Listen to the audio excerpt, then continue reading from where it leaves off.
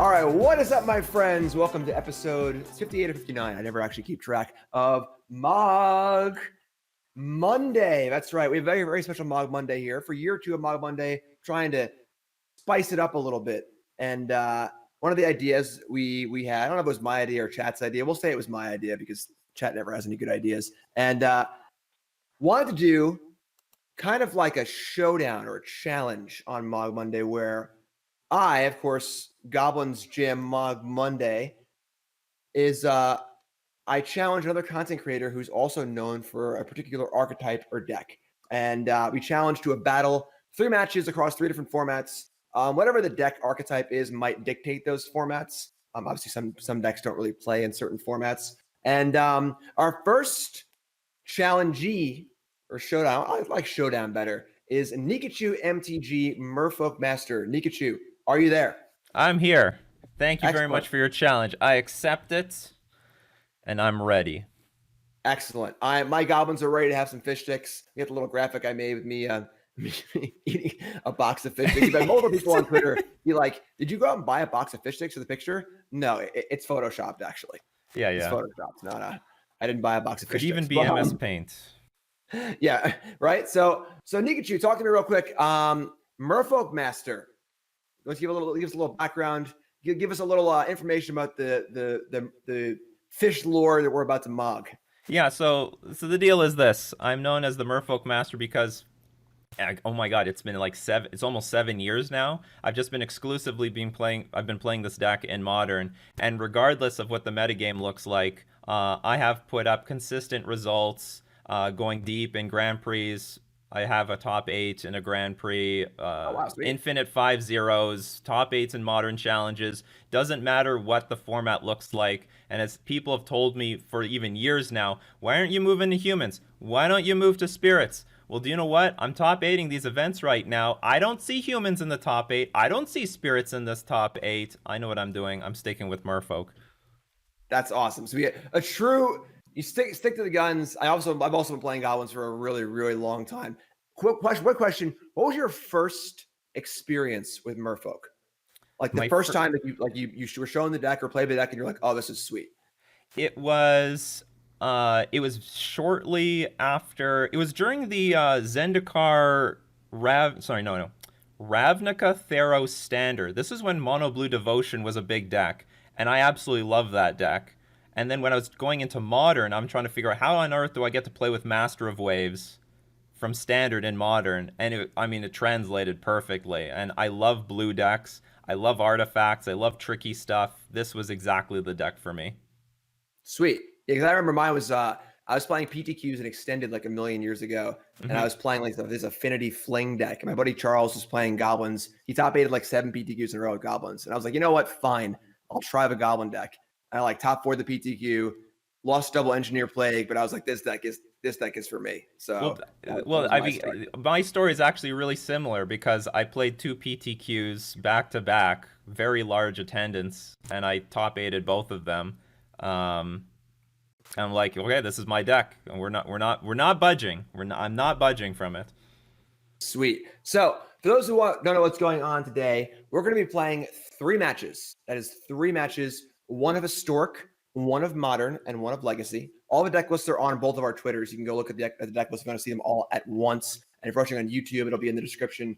We're going to be playing 3 matches. Our decks are not metagamed. So to be very, very clear, this is not supposed to be the Plague Engineer versus Hydroblast or whatever showdown. This is these are the decks that we would be playing in an open tournament, assuming we were not just going to play against Goblins or Merfolk. So those are our 3 lists. We're playing a match of Historic, match of Modern, match of Legacy, and we're going to be doing Players Championship style, where the winner of a die roll has the choice to choose the player draw or what format it is, and then the other person gets to choose the format if the person chooses to play. So I imagine we'll probably be choosing to play whoever wins a die roll, but the person who loses the die roll gets to choose the format.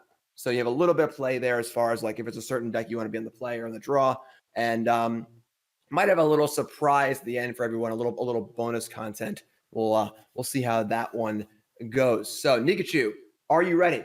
Oh yeah, I'm ready. I was born ready. All right, so I have Siri here, and Siri is going to decide who goes first. Would you like odd or even? Even. Siri, choose a random number. All right, it's 4. So you have the choice of play or format. Oh, we are most definitely going to be on the play. It's going to be very important in all formats. Very, very fair. So you're going to choose the play, and I'm going to choose the format. So what format do I want to be on the draw? We had a good joke in chat too. I missed it. Just so you know, this is going to be easy as shooting fish in a barrel, courtesy of Teflon Slayer. All right, so I'm going to choose a stork as my format on the draw. So let's fire up Arena, and I believe I already have it set up. Fire up Arena, and I'll be playing my deck that I played yesterday in the SCG. John, resub, thanks so much, appreciate that. Also, Tom the Promise, and thanks to resub. And you all ready to go on that, Nikachu? I will in a minute. I got to move some stuff around. Once you're ready, post your arena tag in the Discord. We're gonna end the call. We're gonna have the call off while we're actually playing, so I can talk to chat and stuff. At future episodes, you might get technology set up where I would like push talk and stuff, but we'll see how it goes with and without chatting between in games and out of games. So Nikachu, we will talk to you on the other side in the outro. We will see you in the battlefield. Good luck, my friend. Good luck. Let's have good matches. Okay, so here's the list. Where's my sideboard? So here's the good news out of all this. We are allowed to metagame in Historic because Goblins is literally one of the decks to beat. So I do have a chance here. So very quickly, Benthic, we have some 1-drop aggro starts with Benthic Biomancer, Mistcaller, Kamena Speaker. Mistcaller particularly is going to be important in this matchup because if you sacrifice it until end of turn, if a non-token creature would enter the battlefield and it wasn't cast, exile it instead. We can do that against Muxus. So if Muxus enters the battlefield, you sacrifice Mistcaller, boom, they're not going to find anything off the top of their library, which is nuts. I do have to be careful, though, because I want to utilize Collected Company. Look at the top 6 cards of my library. Put 2 creatures with converted mana cost 3 or less from among them onto the battlefield. Put the rest on the bottom of your library in any order. This can get shut off by my own Mistcaller, so I have to sequence this properly so I don't hit myself. So we got our usual suspects. We get to play with 4 Silver Gill Adept, 4 Merfolk Trickster, 4 Branchwalker, which when it explores, we can potentially find lands to help curve into our Collected Company or the higher part of our curve. We have Lords, Merfolk Mistbinder, and Mara Regery. Also, we now have access to Glasspool Mimic to copy these things. And also, Kamena Tyrant of Arazka is a way of potentially drawing cards, making our board bigger. I'm hoping we're in a board state where I've Grafdigger's Cage on the battlefield, and I can make a very big army of creatures with tons of counters to be able to attack through the Goblin Menace. And then, of course, Collected Company, our card advantage spell. We've got some new additions. Kaladesh Remasters has helped our mana base with Botanical Sanctum. And so with the sideboard, I do have access to Grafdigger's Cage, which is good against Uro decks, but also good against Goblins, again, to deal with that Muxus. It's going to shut off Collected Company. I'll probably have to side it out into games 2 and 3. I'm not sure, but I think it might be more important to prevent Muxus from killing us on the spot than to get some card advantage with Collected Company. I can get card advantage with Kamena Tyrant of Arazka. Ether Gust might be important in this matchup, and Cerulean Drake has protection from red. Maybe we can stone block some Goblins, preventing them from attacking. I have some Brazen Bars and Mystical Disputes and Wizard's Retorts, but this is more or less for control decks than for the Goblins matchup. All right. Okay, great. If I'm not on the play, we got it, people. Here we go.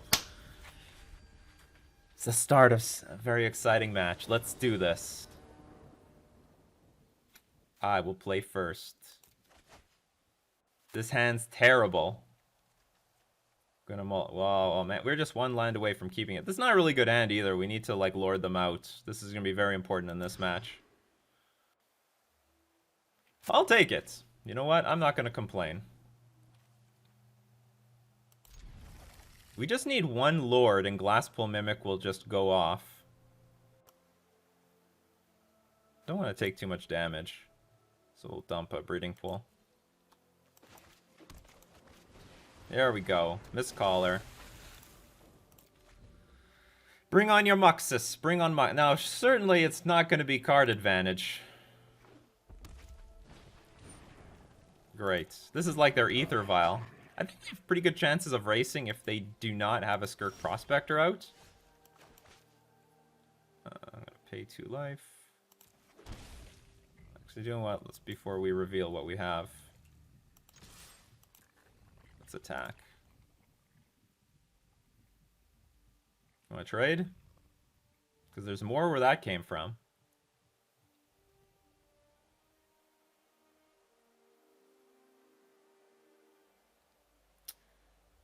And good luck, Jim.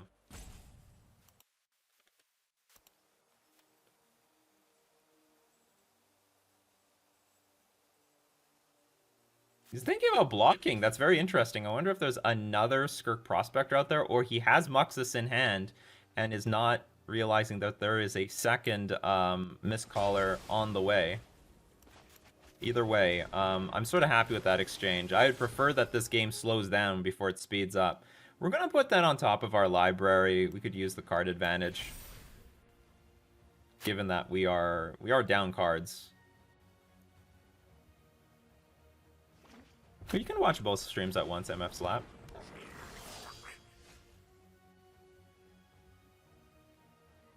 Okay, we got to keep the pressure on. Let's keep the pressure going. Are you trying to play this like a control deck, Jim? Is that what's going on here? Just block, block, block? Alright, let's find some lands. Let's reveal a Merfolk card. Does this one sweat? We'll play our land, our Mistcaller, and then we have access to actually multiple Mistcallers with the Glasspool Mimics, or at the very least we can copy Silvergill Adept or Branchwalker. Might be inclined to get the Branchwalker because this thing could be potentially larger. We might need the beef.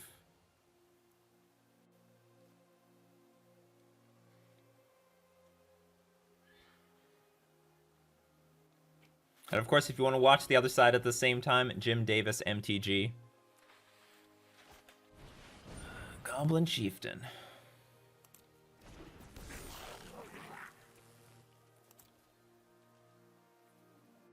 Still on defense. That is interesting. Not exactly something I can copy, but that is interesting.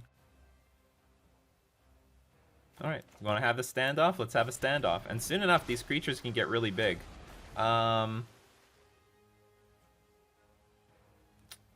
might be worth it to draw a card here.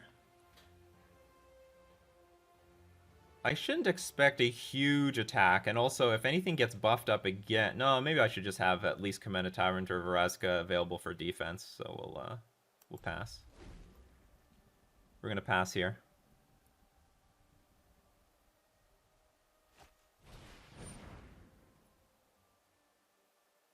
Snoop is here.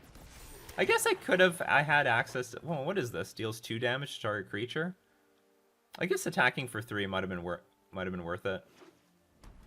I guess they're going to try to kill this Mistcaller. Okay, Skirk Prospector.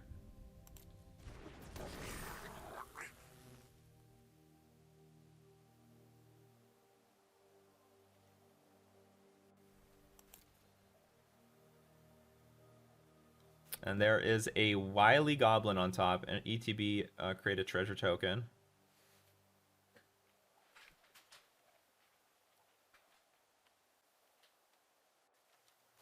Fortunately, Kamena's butt is pretty big, but I can't really block anything, because if I block anything, Crater Maker will throw itself at me.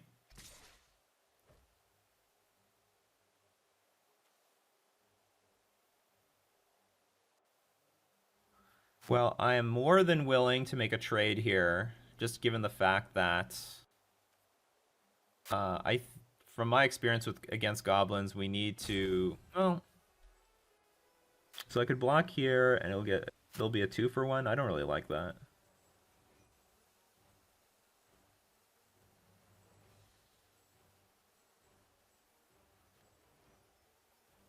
Also, if we get rid of Silvergill Adept, we can't copy with Glasspool Mimic in the future.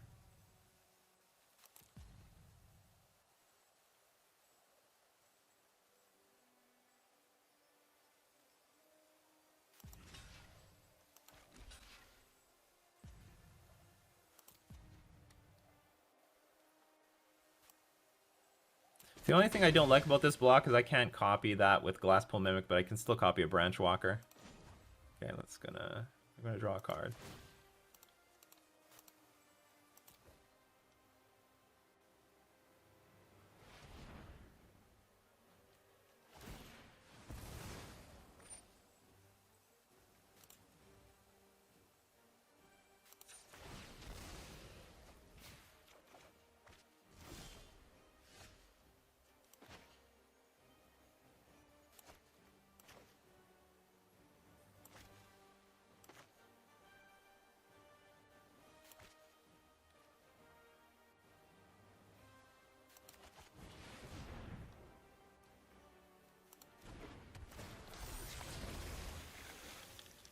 Yeah, we'll put that on the top of our library. We'll draw it next turn. We'll put a Breeding Pool into play tapped. I think pass.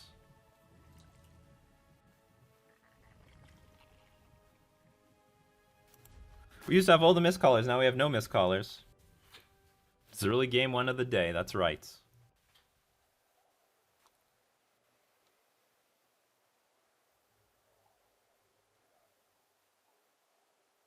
I do have to turn this, or I think by next turn I will start pressuring our opponent. Okay, there's a mountain on top, so they have garbage at the moment. Still 2 cards in hand, though. Goblins have haste. They can have haste all they want.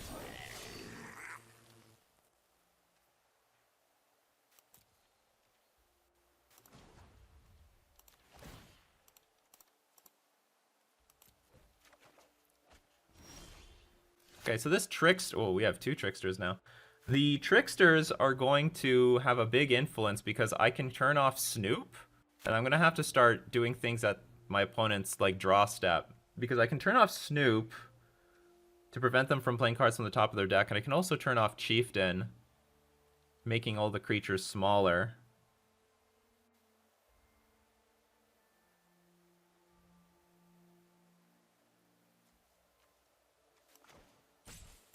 Okay, we're going to start with this. I'm going to copy a Branch Walker.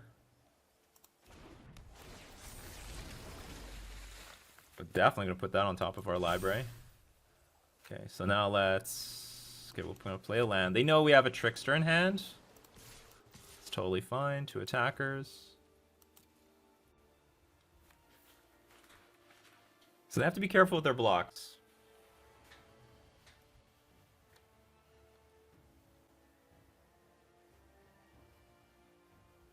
We might even set up a kill by next turn because of this this Lord on top of our library.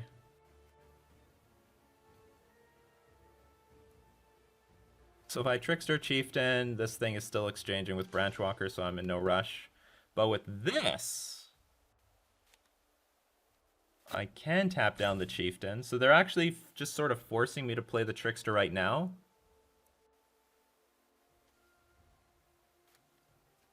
And I would rather keep creatures on the board than not, so...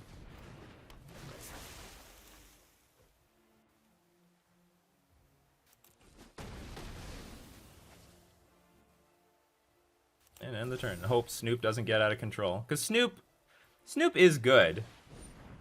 It's going to be playing multiple things off the top. Maybe the priority is to actually Trickster this Snoop instead. Still no Muxus, though. Okay, 2 Snoops. Well, I can't deal with either of those Snoops. I cannot deal with 1 Snoop anymore.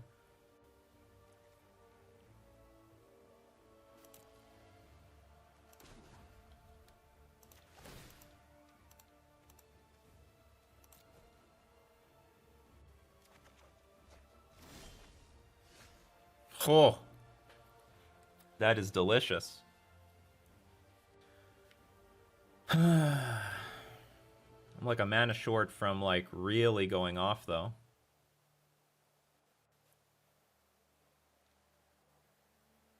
These are good cards. Make no mistake, these are good cards.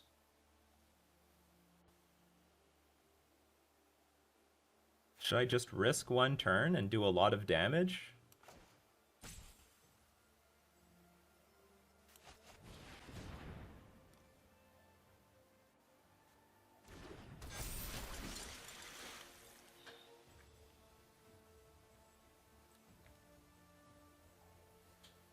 I mean, outside of Moxus getting cast, I think this is very strong.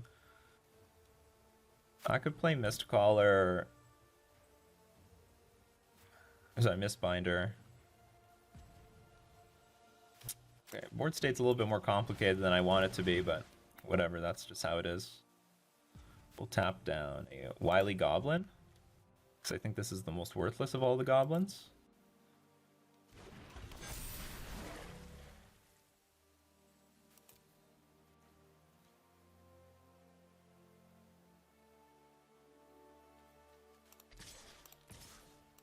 Remember, this Kamena can get in for unblockable damage. This is 14.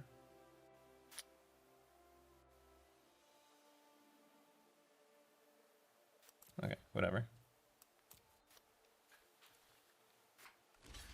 Next turn we can tap down a lot of stuff. Trickster will get 2 blockers. Okay, so that sacrifice 1 Snoop, easy trade. Alright, I think we're in good... Unless... So long as Muxus doesn't hit the battlefield next turn, I think we're in good shape.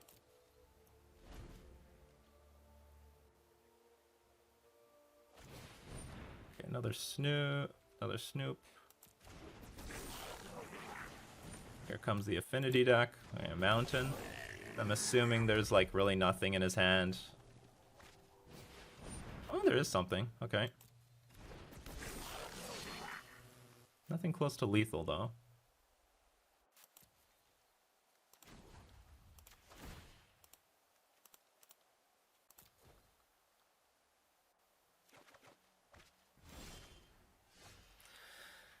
Okay, can we maybe get our opponent to block with the Snoops?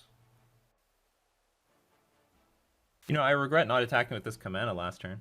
But I guess he would have to block with more stuff.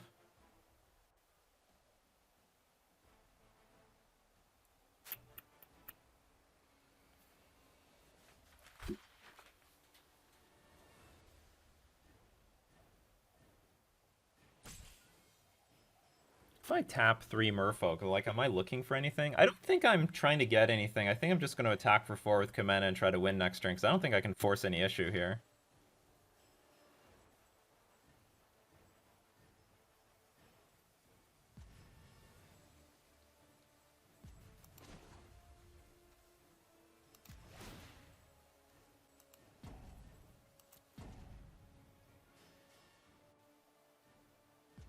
I mean, I guess I can attack with the 4/4s, right? Because they have to block. Oh, I have an idea. Let's get our opponent to block with these Snoops. They might do the same double block, and then we can Trickster the Snoop, and I think that would be over.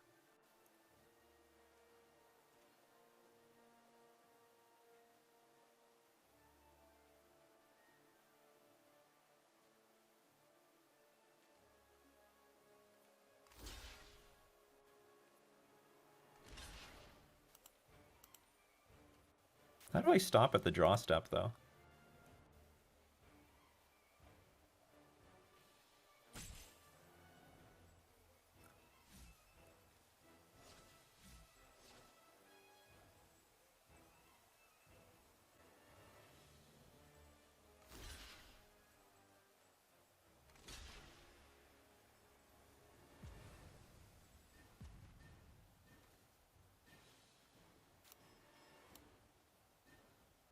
I guess this one doesn't really matter. I definitely want to kill the Snoop.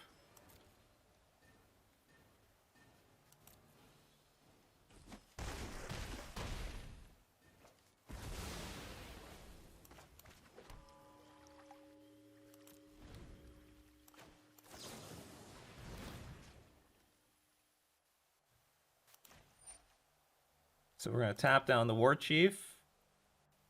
And then we're going to Trickster the Snoop so that they can't draw anything useful. They're going to get a mountain. They're basically drawing dead.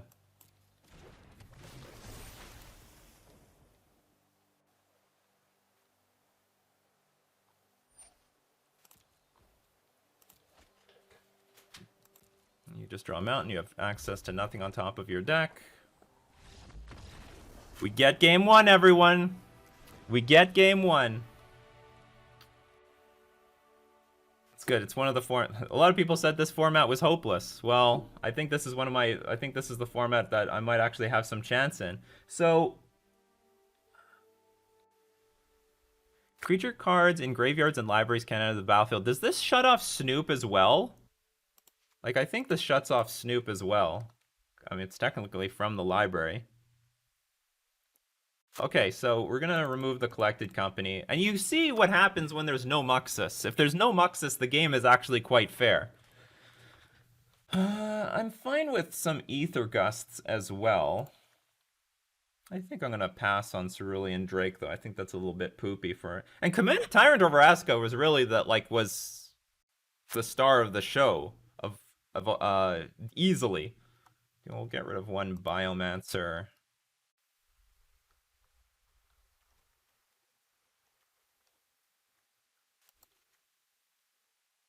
I could be wrong about this Ether Gust. I really, it's not card disadvantage. It does put stuff, but I prefer in these matchups where they're where the board presence is so important. I like things like Trickster that interacts with them while still putting something on the battlefield, whereas this doesn't put anything on the battlefield for me. It just sort of delays things. Okay, so I think this is what it's gonna be, people. Everyone. Kamena. Wow, Kamena Tyrant of Vraska was awesome. Maybe it should be a 4 of in this deck.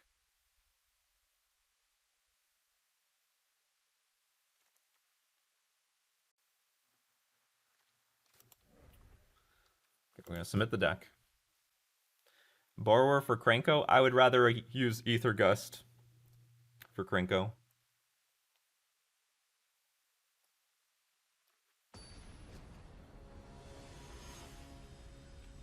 Alright. If there was a format I thought I had a single chance in, it was definitely Historic.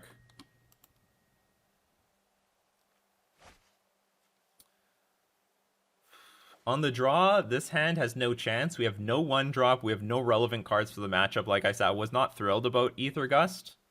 We took out a Biomancer for this. I mean, if I had a Biomancer, this hand would be okay. We have to mulligan this.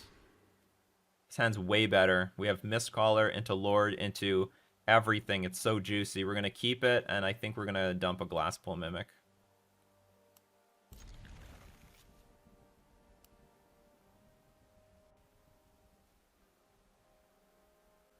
Actually, it's close. I need to draw a land. Let's hope we draw a land. And I just put a land on the bottom.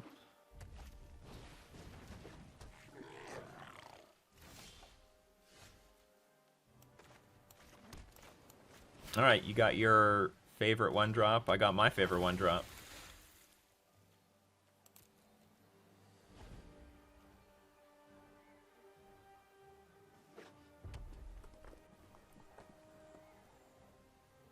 It's gonna be really... It's gonna be hard to take a block here. Okay, what's on top? Spikefield Hazard. Deals 1 damage to any target. If a permanent dealt damage this way, would die this turn, exile it instead. Okay, so this is probably gonna be gunning for my Mistcaller. Okay, I have to get the Lord on the battlefield. Merfolk.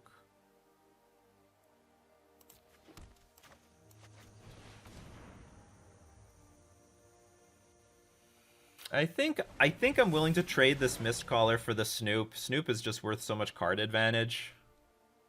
And I'd rather start putting pressure on the opponent anyway. No blocks. So we know that these cards are worth a lot to our opponent.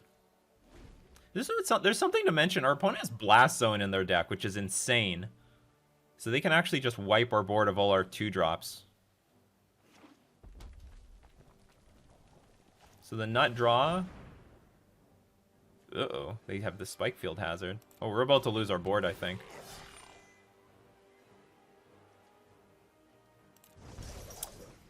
Now they sack something? Create X. Oh no, there's a Krenko on top. Now they can sack some for the Spikefield Hazard to deal 1 damage to Merfolk Mistbinder. Goodbye board.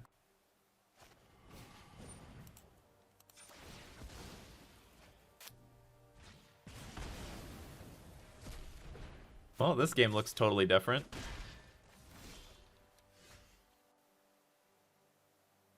And their upkeep, they can still use this. Alright. Let's get our defense going. This Snoop is insane.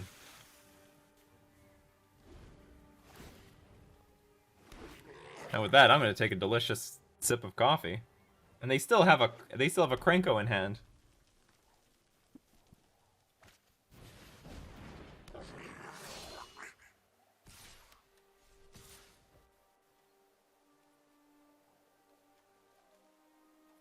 Okay, no blocks. I think there's only 3 damage coming through. Well, you're coming a little bit late, Grafdigger's Cage. Better late than never, I guess. Alright, let's get some stuff on the battlefield. It's actually impossible to win this, I think. Is there Pithing Needle in this format?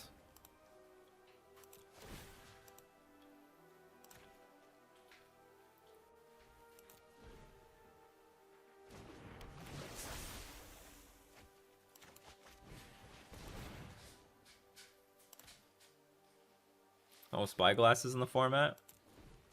I mean, that's the answer to Krenko. I guess we should... Well, I'm most definitely assuming our opponent knows about Grafdigger's Cage. Would that change anything? Whatever. Let's play it out. Though we are most certainly doomed. Create X Goblin creature tokens, where X is the number of goblins you control. They already own 1 billion goblins. Creatures you control get +1/+0 until end of turn. Nice.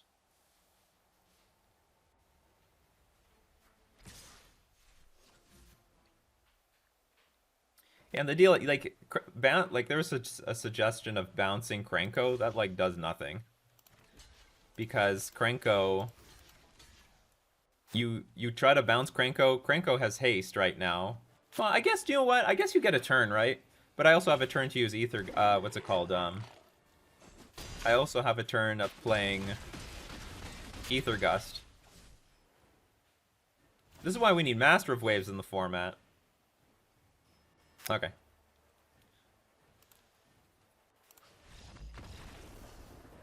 Let's go back.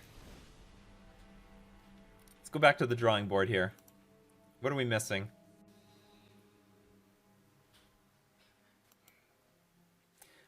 I'm not gonna lie, our hand was okay. I'll tell you what, I wish I had 4 Grafdigger's Cage. The fourth one looks really appealing right now.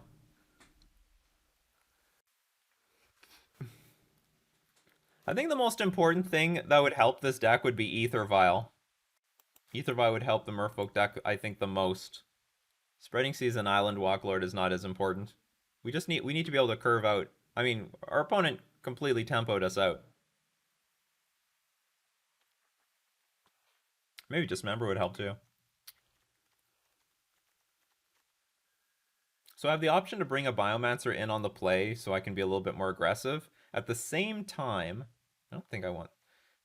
Counter target spell that targets you. That cannot protect me from Goblin Chain Whirler. I think we just gotta run it back. Hope to not see Goblin Chain Whirler. Into the Spike Field Hazard. Goblin Chain Whirler by itself is not too bad. Wizard's Retort.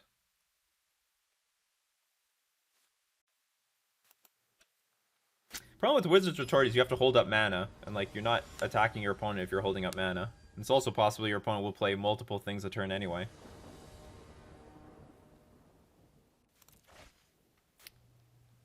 This hand is good. I like it. No interaction. Well, this hand will be good if our opponent mulligans, because if they mulligan, then that means... Oh, they didn't mulligan. That's not good. Alright. Go, Benthic Biomancer. Do your best. Maybe our opponent does not have Skirk Prospector this game. Nope. Skirk Prospector every game.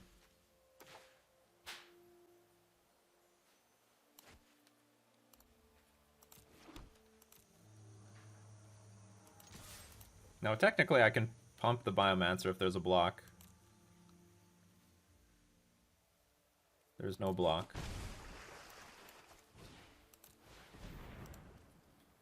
I prefer this hand was a little bit more interactive, like a cage or something, but you know what? It's one of the more aggressive hands.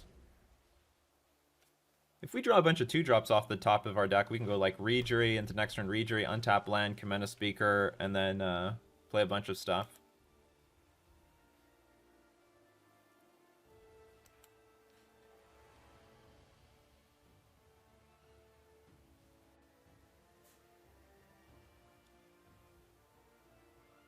I guess a slightly better card for turn 2 would have been, or maybe a much better card, especially in this matchup with Spikefield Hazard, would be Merfolk Mistbinder. Our hand last game was really good, but we were on the draw.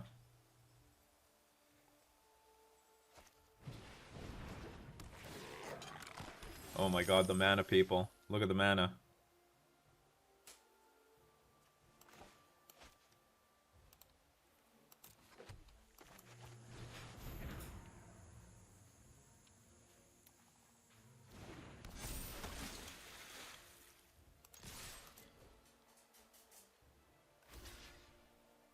Interesting.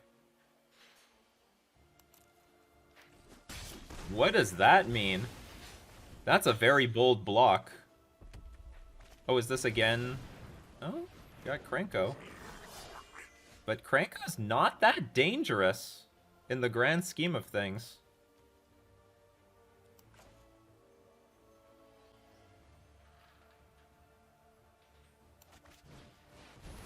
I mean, there's no board right now.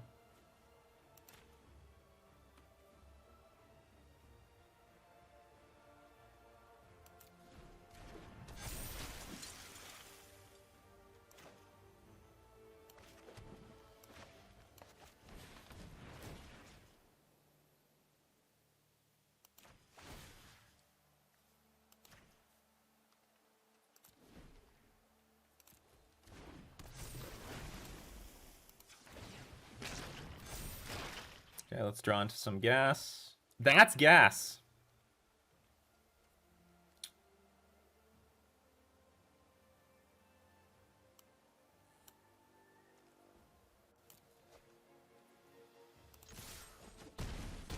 Okay, can we steal this, people? Can we steal this? There's only one goblin in play. It's an evil goblin, but there's only one goblin in play. Now we have an army. Goblin Matron. Time to dig. Oh, we might have to save the Ether Gust for the, Muxus, which is fine. Oh, Skirk Prospector again. That is awkward because it does not... Oh, that's double awkward because I don't even have blue mana up right now. When did I get that Botanical Sanctum? These are both named on Merfolk. So if I use... I don't have a blue mana source for this Glasspool Mimic. Or I could use it, but then I can't beat the Muxus. I think I should serve with everything, though, right? Well, actually, I can serve with everything, and then pending how the blocks are... No, they're going to get 3 Goblin tokens, but they... Oh, it'd be so much better if we just play Glasspool Mimic. This would be so much easier if I have a blue source.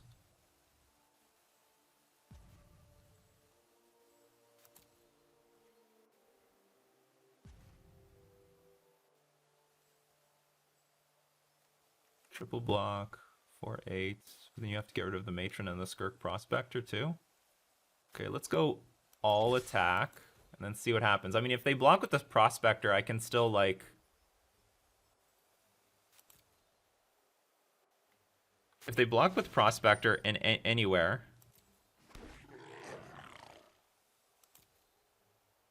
That means Muxus doesn't come down.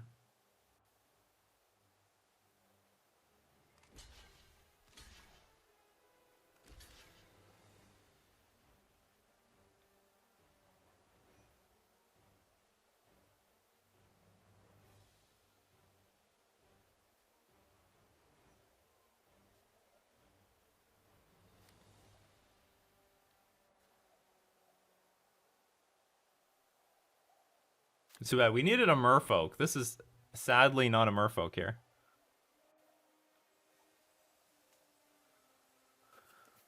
Okay, so they might sack... They might make some goblins. Okay, anyway, this is fine.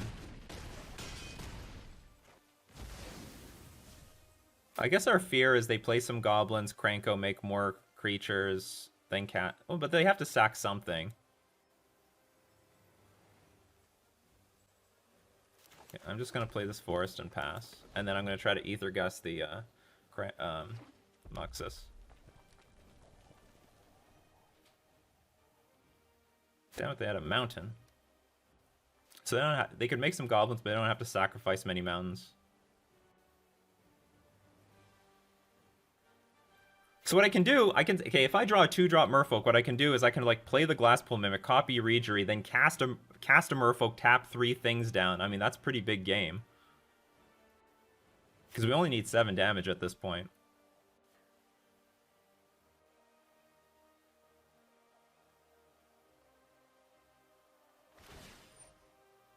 Yep.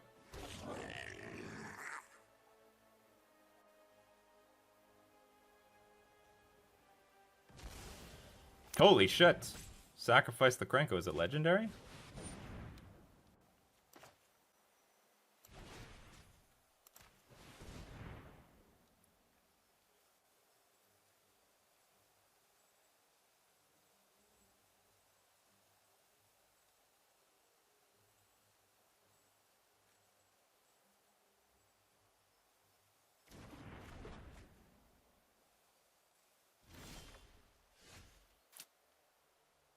Well, that's not what I wanted, but I'll take it. Okay, so let's make...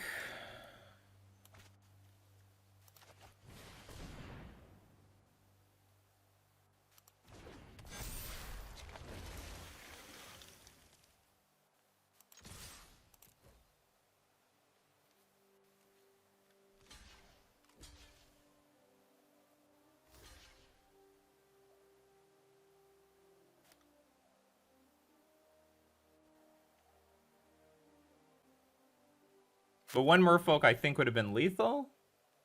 Or maybe not. No, it would have been lethal. Yeah, it would. One Merfolk would have been lethal because I could tap down 3 blockers and then we would get the damage in. Alright, now it just needs 1 creature to connect. And we know they're drawing Muxus, which is a semi-dead card.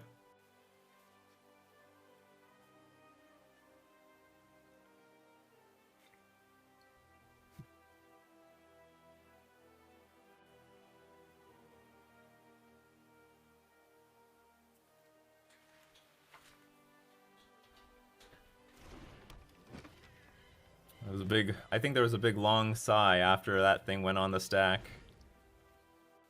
Samino, no doubt. Already calling the 3-2-1. Alright, 1 card left in hand.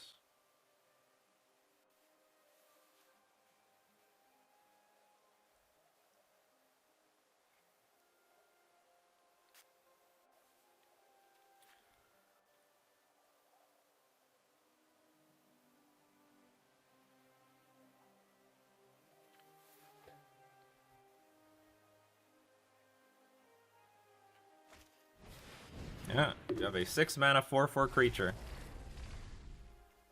Oh wow, the Grafdigger's Cage did sort of no effect. Could have been some dangerous stuff coming off the top, but we pull it through. We're 1-0 on the map. We're already in the lead. We're in the lead in this match, everyone. We're proving Merfolk still has something to say about this matchup. Merfolk versus Goblins, 1-0. Now the 2 other formats to be played, Modern and Legacy. All right, so with that, I think I now have to... Okay, I get to choose the next format, because I'm going to be on the draw, huh?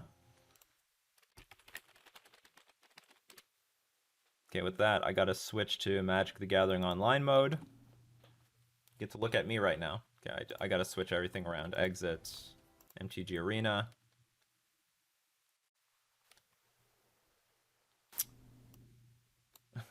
Because of my brother, I now have Magic the Gathering Online on the right side.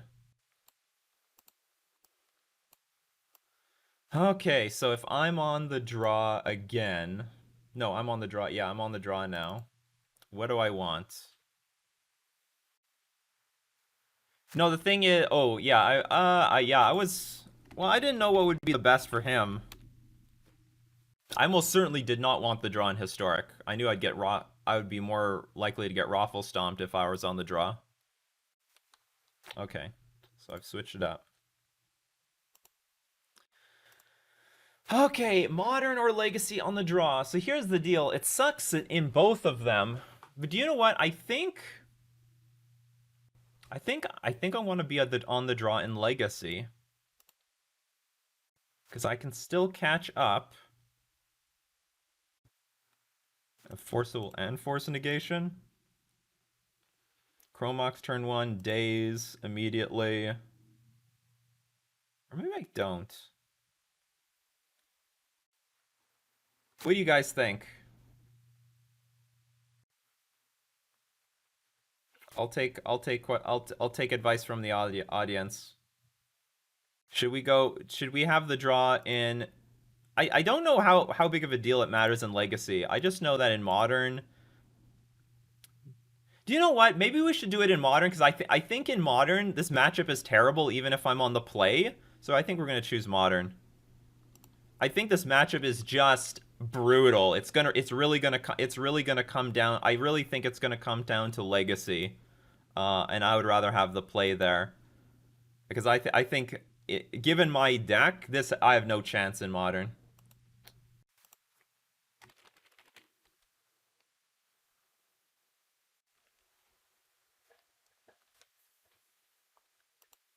Like, we need a lot of luck in order to win in Modern, period. A lot of people said Modern was the format that I would have the best chance in. No, I hard disagree. Super hard disagree. There's too many tutors in order to enable a combo that I very poorly can interact with. And, like, there's just so much I can't even beat in Modern. So, you know what? I think this is the worst matchup. I had high hopes for Historic. I pulled through. I have no confidence in Modern with this 75, because Goblins isn't even something to prepare for. I don't know. I have Pithing Needle, maybe to name Snoop. Maybe, and that's like a pretty crappy thing to name. There's some other stuff that I can name, but like I think... And also, our Force Negations will be most live on the draw. I can maybe Force Negate an Ether Vial, and that would justify the Force Negations in the main deck.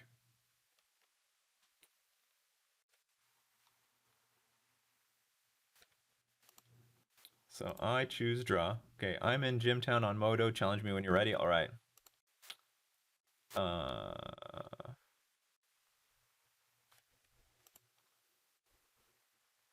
Modern, I guess tournament practice.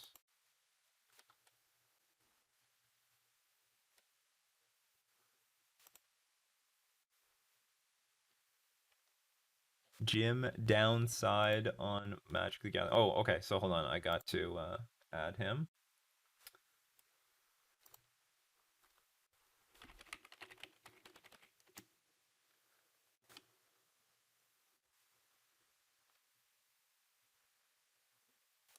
And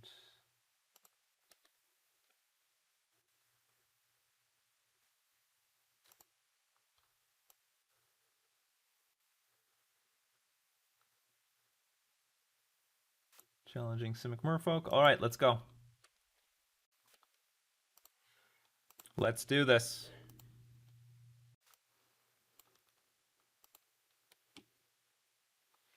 Round 2, Merfolk versus Goblins. We took the first round in Historic. Will we take the second one in Modern? I just restarted my computer. Or also, I uninstalled Magic the Gathering Online, reinstalled it. Ooh, it's a little bit different, this interface. Why is it super different? I feel like my cards are smaller than usual.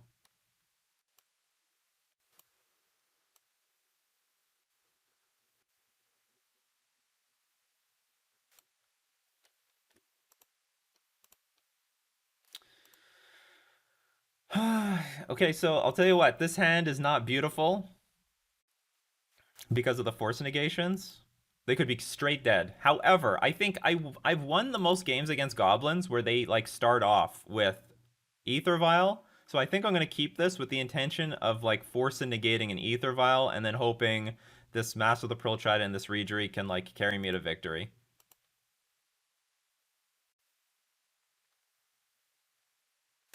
Got him.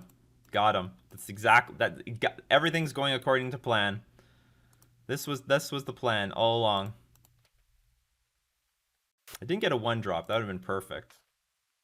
Now, sometimes they have no land drop, and like those are some games that I win. Like I'm really reaching here, people, for some way to win this win the match in Modern, because like if he curves out in any way, I almost always lose. But sometimes there's a 1-lander, nothing to play, nothing to play. Look at that, nothing. We have a Reejery. If this Reejery lives, oh, you better believe it's going to be super over.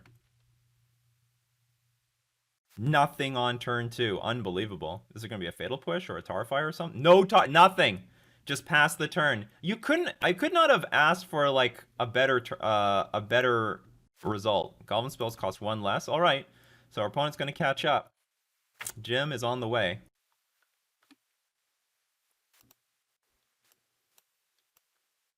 Oh. I have the option of blocking here, actually. How many of these things do you have in your hands? You probably have a ringleader you can play for 3. Because if I block, the fact that it costs 1 less to cast, I think, is a big deal. They can combo next turn. But the thing is, I think I am much more... I think I'm stronger if I keep... Okay, hold on. What do you got? You can play Sling Gang Commander plus something else. You can't exactly... I guess in theory you could combo.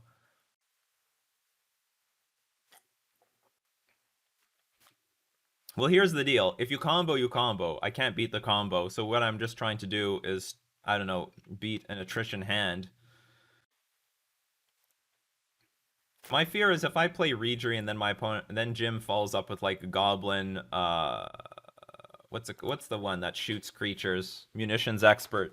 That would really suck. That would really suck. Because trading is not that bad, especially since we know our opponent's hand is clunky. But how clunky? Okay, they didn't have anything to play on turn 2, which means they have like just a bunch of 3-drops and 4-drops in hand. Maybe I'm gonna take it. I'm gonna take the 2 damage. They have to top deck the other 3-drops in order. Well, I guess they could play land and 2 3-drops, right?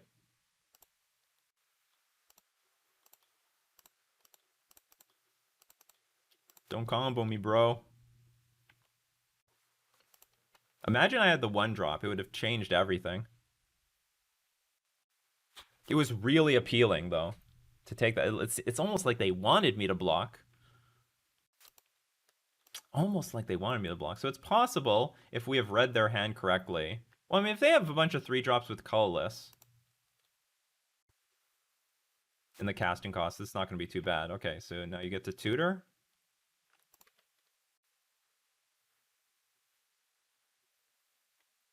And we have no interaction for this combo yet. We need to like top deck Dismember.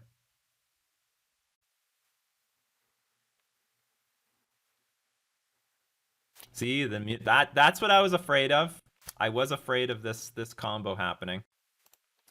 All right, just got to do it the old-fashioned way. So we're gonna get hit for 4. We can hit back for 4.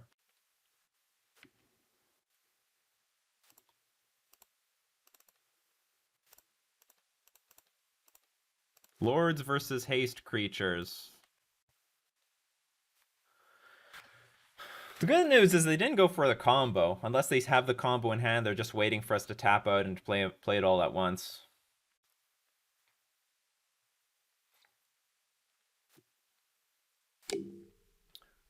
What hand is this? They're like sort of flooding out. This is not what I planned for when I kept my hand with force and negation. My plan was they were on a 1-lander with Vial, and they'd be stuck at 1 land, or even 2 land with this hand, because apparently it's all 3-drops. Bogart Harbinger. Okay, so they can put something on top of their library.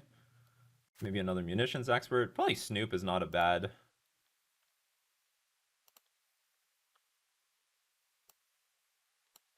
Okay, so we already knew about this munitions expert. So I guess they got the war chief. Oh no, they revealed the war chief before from the Auntie's hovel. Unfortunately, this goes on top of the library. It's not over yet, unless they have Snoop in hand.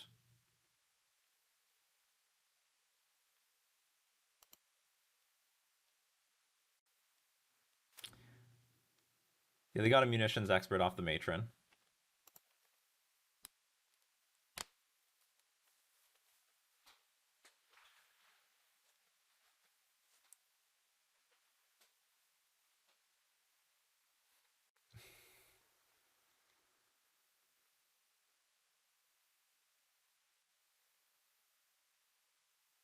Yeah, they got the Snoop. Okay, Snoop on the way next turn.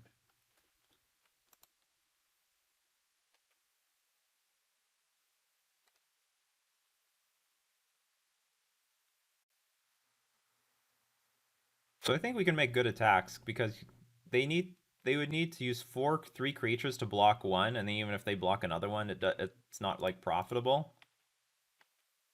So let's just send in the team.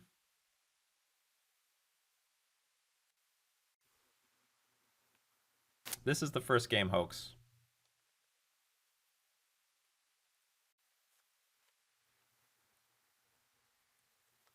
Sling Gang may not get you there though, especially if you think you're on defense. Okay, so there will be three creatures blocking here. Take 8.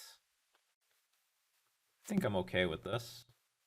But I guess he's trying to maximize the chances of comboing off with Snoop. If we top deck Spreading Seas, it'll be over.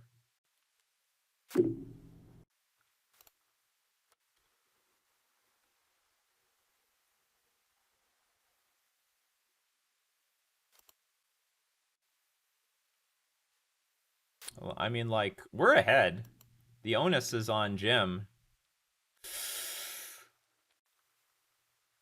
But it puts it in hand. What is this about to be played? Bogart Heart. Oh, okay. Okay. Show me your Kiki Jiki. I guess they just had it already. All right, we concede. All right. It was close. It was way closer. It was way closer than it looked.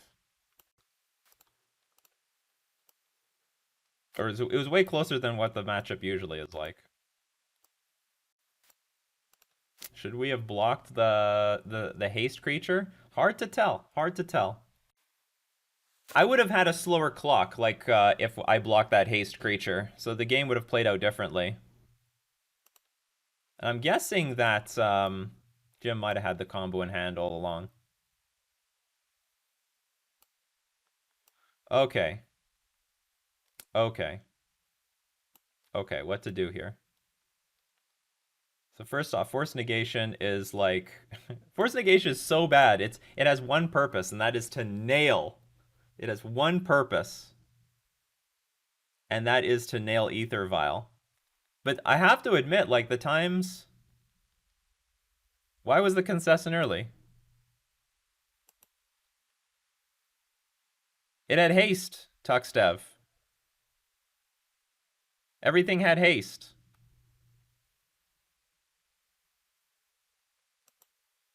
Yeah. Don't scare me like that, Tuxdev. I don't like giving up EV like that. Don't scare me. Okay, we definitely need some Spreading Seas because the board can get gummed up. I'm guessing I'm gonna bring in Needle. Actually, this can still deal with Ether Vial if they have. Yeah, we're definitely gonna bring. It's probably a better answer to Ether Vial than Force Negation because I can choose Snoop, I can choose Ether Vial. Okay, we're definitely taking out Force Negation. Oh, these cards.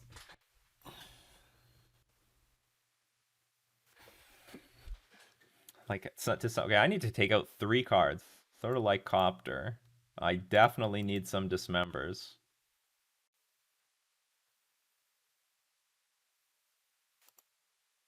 Maybe I'm overdoing it with the needles.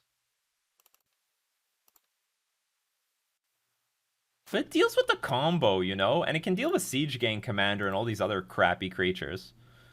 But maybe they can get Crater Maker anyway. Maybe we take out some vials on the play. Gotta take out one creature. Spreading Seas. Actually, Spreading Seas may not be that great in this matchup. I might win most of my games from just overpowering the opponent. I think it's okay to name Vial if... I think if we both have a Vial on the board and I put Pithing Needle on Vial, it hurts them more than it hurts us. This hand sort of sucks. Like, it's a hand. Oh, wait a minute. I think this is how I used to do it.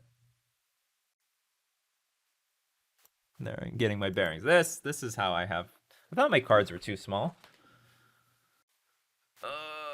No turn one play. Clunky everything. We have to mulligan this. I need some racing hand at the very least. This is just too dirtily. Alright. No interaction, but racing hand.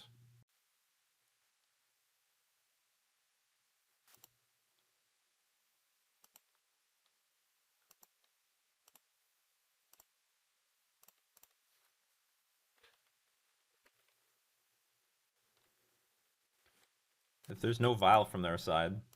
But they always have the vial. We got a vial. Okay, let's see if we can race. Do we have a... I think we have a turn 4 kill, actually. And we'll get through... Well, we might not get through Munitions Expert, because when the vial gets large enough, they'll play multiple creatures a turn and kill something off.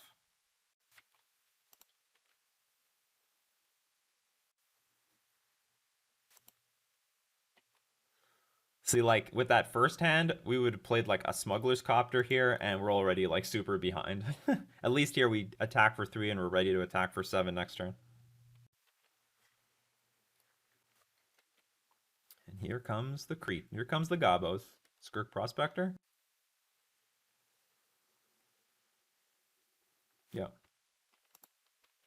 Why is it that they have everything all the time? That is interesting. That's going to change everything. Okay, let's see how we make our blocks here.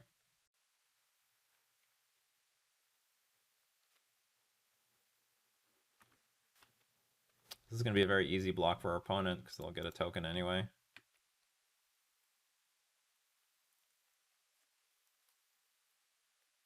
Hey, Aaron.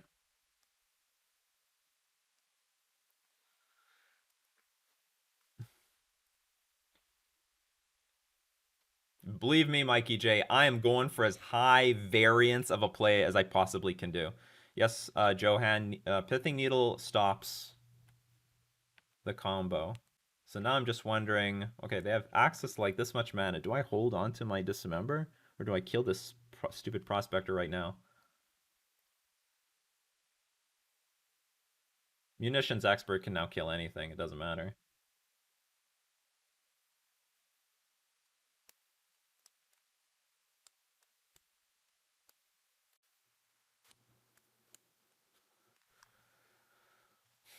Because our opponent doesn't have a lot of mana.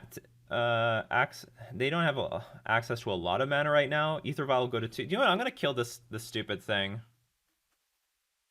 If they don't have a third land drop, then they don't get to play any of their 3 drops next turn. Yeah. I would rather not wait for them to be put in a position where they've got the combo. Again, and it just comes down to my philosophy of the games that I win in this matchup when they're choked on mana. Like, the games they're choked on mana are the ones I definitely win the most.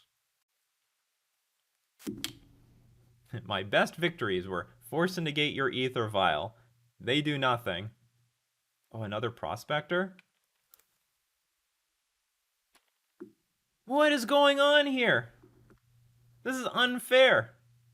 Well, maybe they're flooding out, though. Goblin Ringleader. Ooh. So, like, I think my play was correct. I mean, if they didn't have a second Skirk Prospector in their hand, this thing would have been super clunky and slow. They found a munitions expert, which they can't cast right now, and another goblin ringleader, if I understand that correctly. Or do they find two goblin ringleaders? Puts goblin ringleader and munitions expert. Yeah, okay, so they've got just one.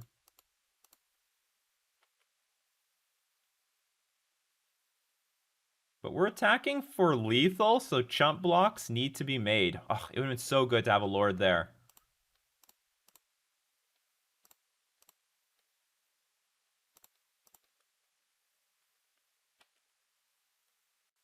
Chump blocks need to be made. Or not, they can gang block, I guess.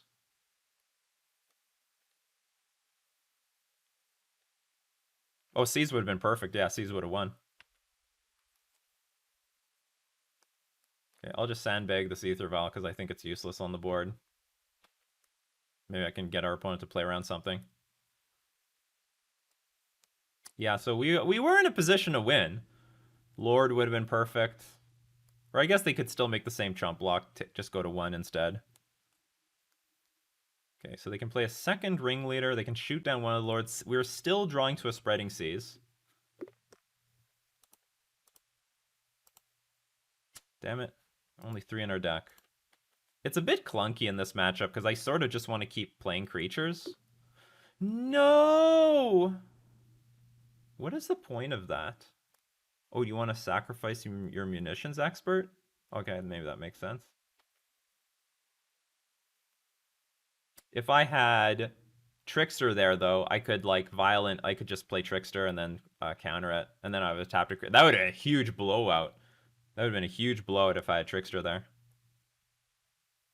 But you had a land anyway, or maybe you just drew the land. Alright, ringleader. Oh, Kiki Jiki. Blow up the other munitions, or copy the munitions expert, blow up another lord. That's a combo.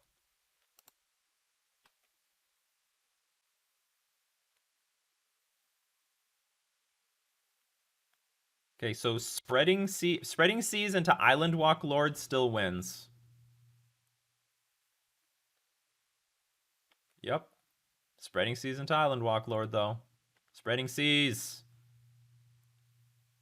For Merfolk! Damn it. This is like my starting hand. We flooded out. This is like everything I have. Basically, my starting hand is here. Yeah, oops, all lands. All right.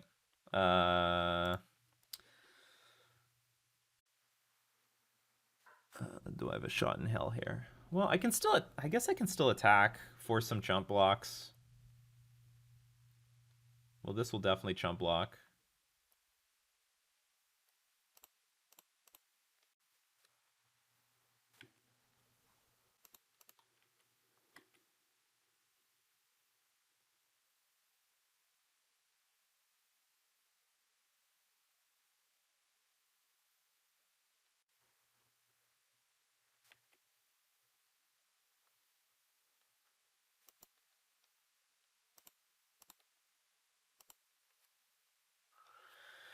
Okay, it's not over, but it's really bad. The game needs to play out in a way where we get a spreading seas, I get a trickster, and I trickster the Kiki Jiki, and then I like play Lord of Atlantis to cruise this Mutavault to victory. And of course, it's not getting easier with this ringleader. I think we had good interaction though. I think dismembering that Skirk Prospector put us in a huge position to get through. But there was a second Skirk Prospector. It's all about it's really about the mana in this matchup, and they have so much mana available to them. What got revealed? A matron, a ringleader. So another ringleader. Sure, I take 3.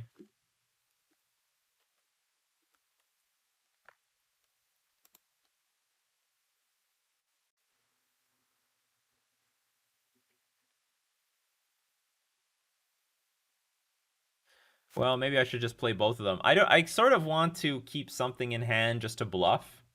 Maybe it's not worth that much. But if I like empty my hand, then he will for sure just do whatever he wants in order to win the game on the spot.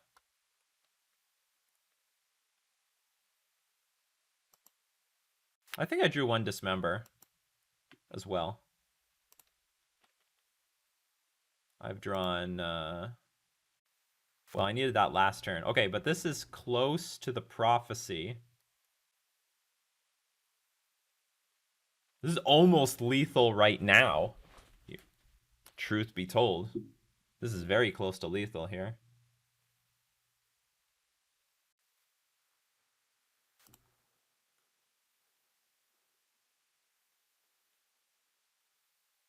Okay, we do have a shot. We have a shot here.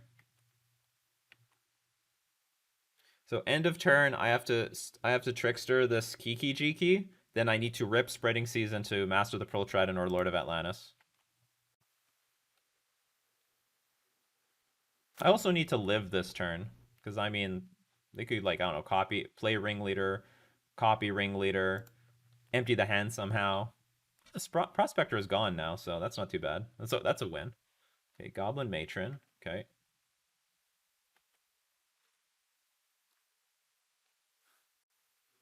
Sling Gang Commander. Oh, sorry, Sling Gang Lieutenant. I get them mixed up. This is a tough one. What is it? Just sacrifice a goblin? Okay, now I feel like I'm drawn dead. I feel like I'm drawn dead now.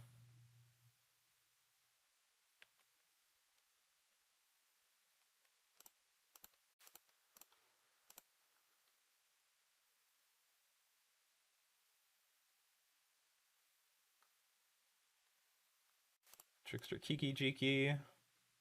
Don't want you to be shooting stuff with Munitions Expert. Now my outs of Spreading Season until Island Walk Lord are negated because you can gain like a bunch of life anyway.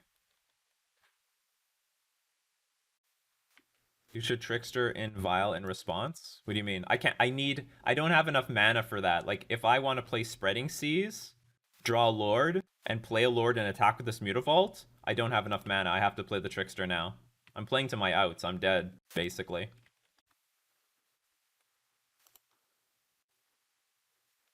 And we are super dead. All right. How's John? It's 1-1. Jim has evened it up. In Modern, being on the draw, I knew I'm willing to take the draw in this format. This format's terrible. It's impossible. It's completely hopeless, especially given my 75. We had a sliver of a chance, but it's always just a sliver. It's always just a sliver. All right. It's time for Legacy. There's only one left, people, and it's time for Legacy. Legacy Merfolk.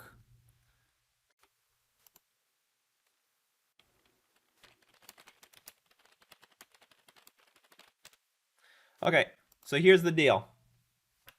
I'm ripping card for card what John Kasari has 5-0'd with Merfolk and Legacy. I love the build. I love the idea of playing Chromox instead. Oops, we got to get the deck tech mode.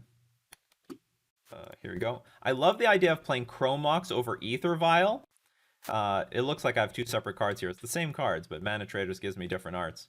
So the idea is you get turn 1 Chalice of the Void out. You get turn 1 Lords, turn 1 Silver Guild out. Being able to put, like, I think Aether Vial is actually pretty slow in Legacy, and I'm sure Goblins is still going to use it because they can utilize Skirk Prospector, but I think we could do a lot better as a deck taking the aggro plan if we can get our 2-drops in play by turn 1, not our 2-drops in play by turn 3 like it is with Aether Vial, and then follow that up with the beatdown very, very quickly. Now, we do have game against...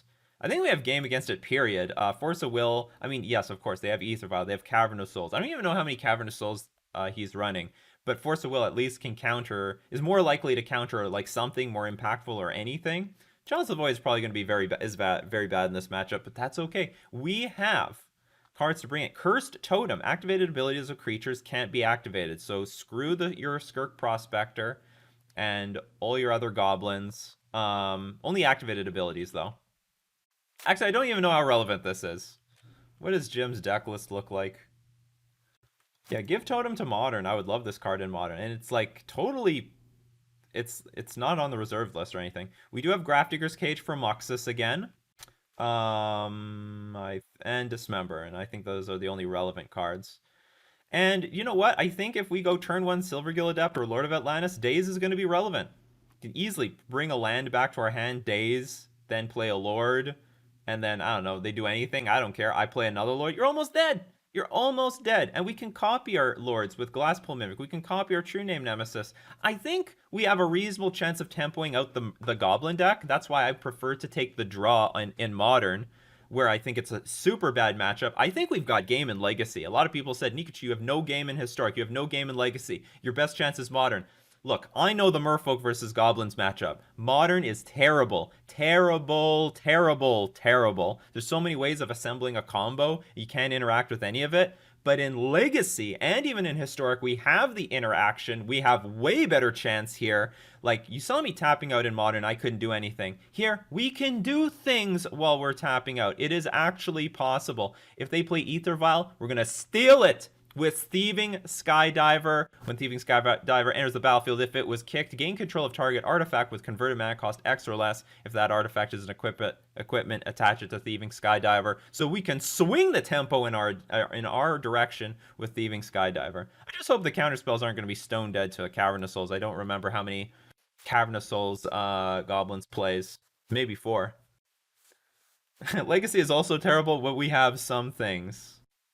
But I think if we were playing an Ether Vial build, I would not be so confident. But we're playing a Chrome Mox build. Really love the sexiness of this Chrome Mox in Legacy. I think we have actually good chances of applying the pressure necessary to close out the game before Goblins gets on their feet. They're a pretty slow, clunky deck. Let's get them before they get off. All right. Just let Jim know I'm ready.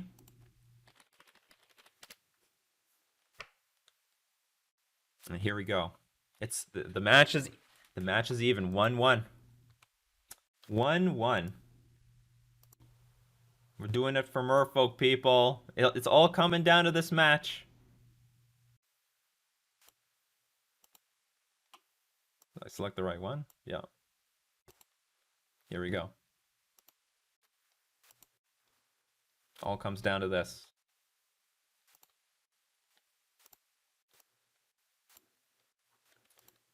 I won the die roll. So far, we like naturally won the die rolls no matter what. I would love to play first. This hand's terrible. This is nothing what we were hoping for. Yeah, I got a mulligan this. We have nothing in hand. Okay, we got the Chrome Mox start. Is this a good Chrome Mox start? I guess I can dump the days and we just try to race. It's possible we even top deck a land. We'll play Thieving Skydiver. I mean, I can play a Glasspool Mimic first, so we'll keep this. How do I want to play this hand? I could even go like Lord. I could even go turn 1 Lord. Well, I have to keep this, I think. Maybe just dump the days.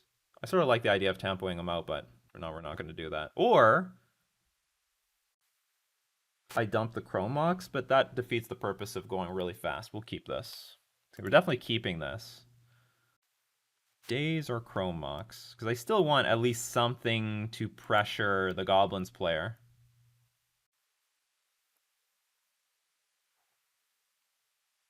Well, Days helps race too, because like it'll set them back at least a turn. I guess if I keep Days, then I have to dump Glasspool Mimic. If I keep Glasspool Mimic, maybe I dump Days.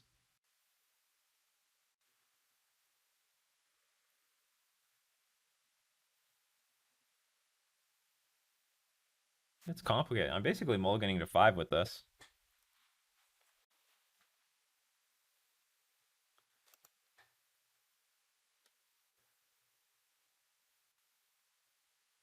And if I dump Chrome Mox, I'm gonna have a situation where I have like play Cavern Souls Pass, then play Lord of Atlantis and like play Days, and I still can't play Glasspool Mimic or Thieving Skydiver with Kicker. I'm gonna take a chance and get rid of the Days. Oh, hold on. I have to keep. Oh no, I'm supposed to keep something. Oh shoot. I don't exit. This is not Mox Diamond. Well, I screwed that up. I was supposed to dump a land. Uh Well, we have our land guaranteed for the Skydiver next turn then. Or I dump Thieving Skydiver and I have Glasspool Mimic for turn 2. But it's not a very powerful play. Yeah, I should have dumped the Cavern of Souls. I screwed it up. It's not Mox Diamond. This is my first time playing Legacy Merfolk here. Yeah, just another Merfolk day. Okay, I'm going to dump the Mimic, and I'm going to hope that our opponent plays Ether Vial and we steal it next turn. That's all that I can hope for here. And I hope to draw a gas off the top. Or do I just toss the Skydiver? Turn 2 Glasspool Mimic is not bad. And if I rip another Merfolk... You know what? I'm just going to go on the aggro plan here.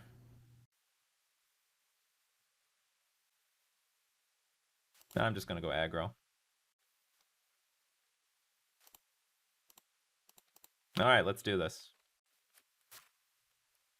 It has the higher... Yeah, it has the... Skydiver has the highest upside. So I'm just hoping to peel Lords or Glasspool Mimics from here on out.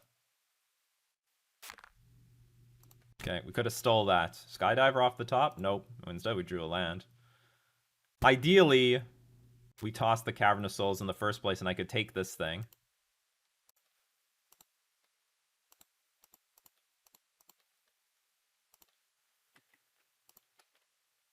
And we would have had access to this thing anyway. I screwed up with the Cavern of Souls. Too bad. Could have had amazing start here. Yeah, I mixed up Mox Diamond and Chrome Mox.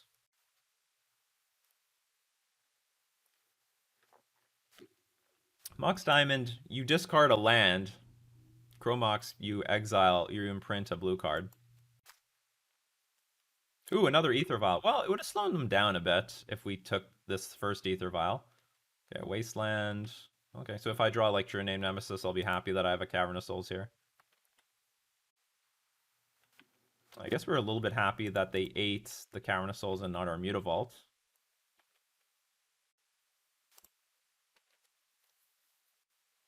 Well, all things considered, they're on defense. Oh, not the Skirk Prospector again. Is there... Can there... Oh, Goblin Lackey. Well, fortunately, we have a Mutavault on defense.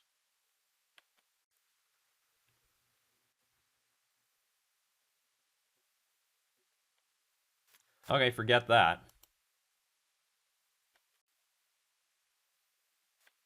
We had a Mutavault on defense. Okay, what are we going to see? Is it going to be like Krenko or something? Or sorry, not Krenko. Goblin Spells cost 1 less to cast. That's pretty poopy. Ooh, not bad. I like it. All right. We're going to force the hand of our opponent.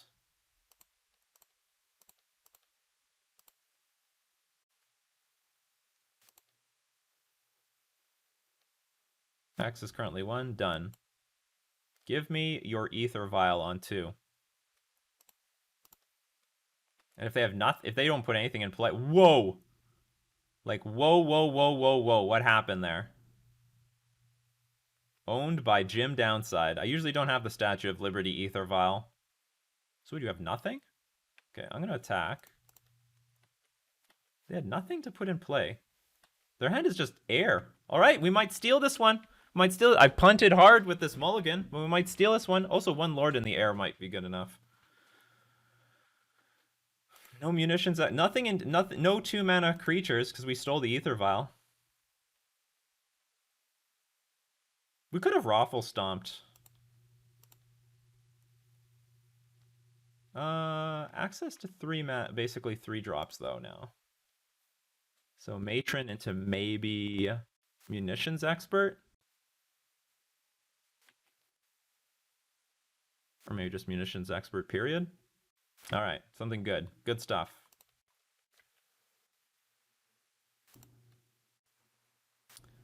That is good enough for me. All right. I'll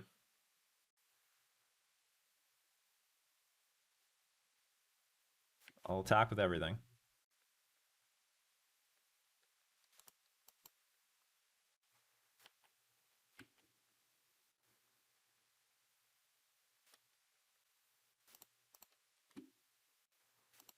Last Lord is lethal. All right, we won. We got game one in the match.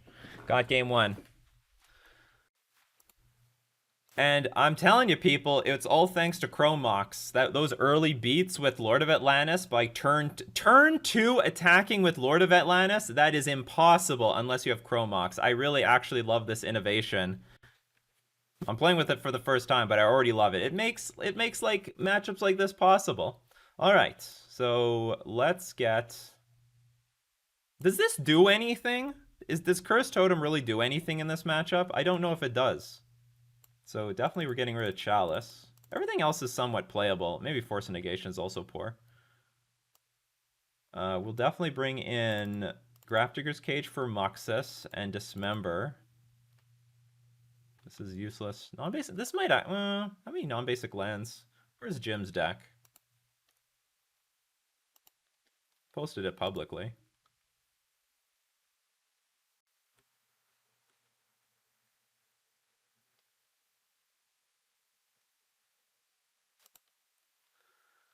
What does the legacy list look like? 4 Goblin Lackeys, 2 Skirk Prospectors, 2 Crater Makers, 2 Pile Drivers, Goblin War Marshal, Sling Gang Lieutenant, Goblin Ringleader, and Muxus. Muxus is a big deal. Leyline of the Void, Mindbreak Trap, Pyrokinesis, Goblin Trash Master, Tarfire, Red Elemental Blast. So we'll definitely want to have some counter spells for those things. Actually, there's a lot of 1-mana cards that might come in. Actually, his deck is all non-basics except for like 3 mountains. It's possible back to basics will do something. Again, it's all about mana advantage in my opinion.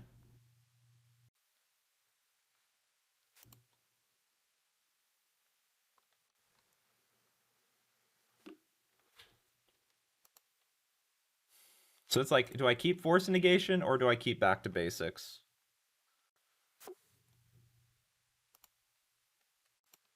Well, I think hitting an Ether Vial is super important in this match. I think it's super important.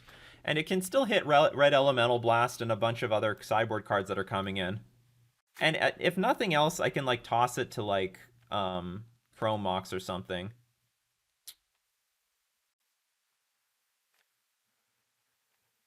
There's only like 2 Skirk Prospector. I'm gonna run this back.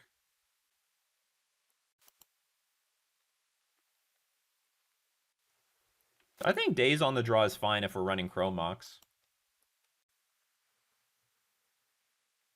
We are most definitely gonna keep this.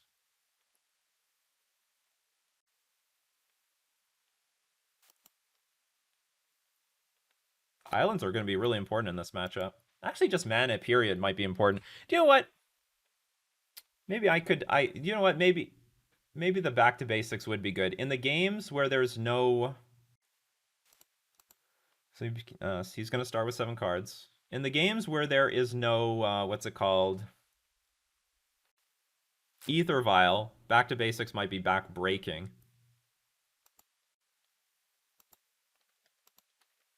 These can't beat a turn 1 Vial, but for certain, some cards are going to get played. Was there Cavernous Souls in this? Yeah, there's 4 Cavernous Souls. Just all in.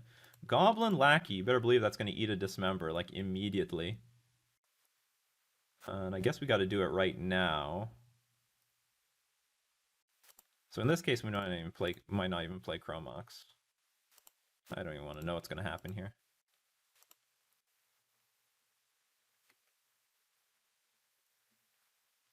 Actually, I don't know why I did that in my main phase, because like Red Elemental Blast can't counter Dismember. I'm like playing around counter magic that doesn't match up with these cards.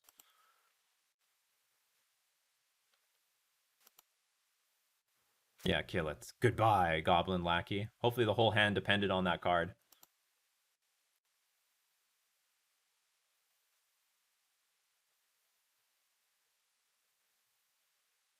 Yeah, we might just use... Well, we're probably just going to use Mimic as a Lord now. Richardon Port. Now, it could slow us down.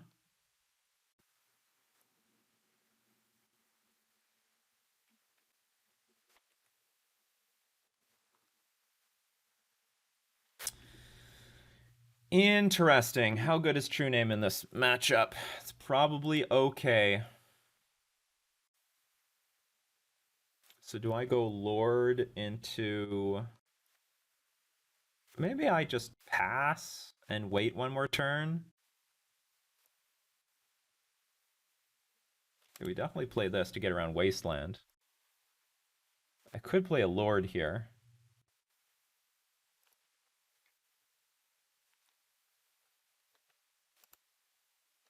Jim doesn't have Plague Engineer.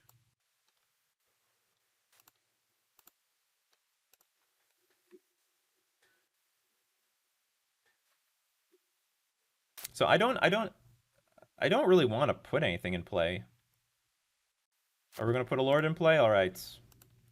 Do I? I could Mox out a Lord.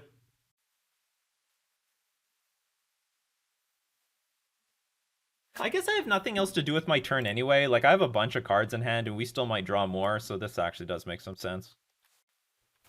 We'll get rid of this. If I need to copy a Lord, I still have access to this. But I think I'm just going to copy True Names that are invincible.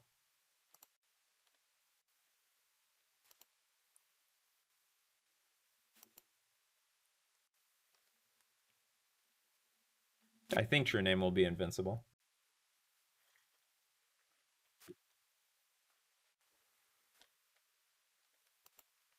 Crater Maker. Okay. So this could deal 2 damage to this or blow up this.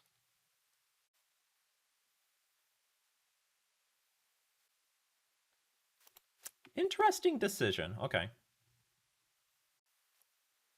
Okay, so what I'm happy about this exchange is that we get under Red Elemental Blast or Pyroblast here. That could have killed this. And this is going to have protection from all future nonsense. I guess we keep Chromox untapped, right? Protection from Jim downside. All right, let's bring on the army. The army, people, of True Names are on the way. The army of True Names. This is the first of many relatives of Nemesis. I don't know how to call this. Okay, it's a race. So here's the downside. Oh boy, it's a race.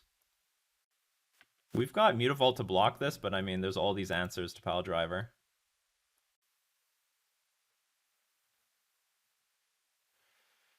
I need to get more of these glass pool mimics on the battlefield.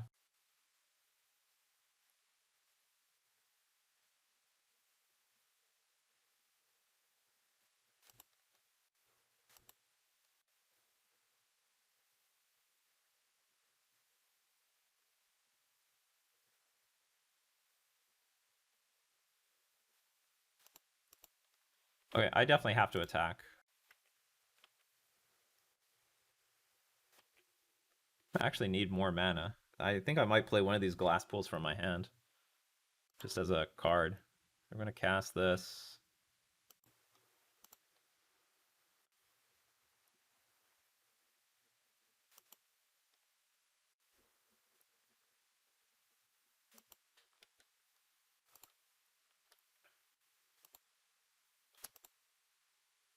I'm gonna play one just in case I draw a land because this port and this wasteland are gonna eat up a lot of our lands. You want to pay the? Do you want to pay the echo cost on this?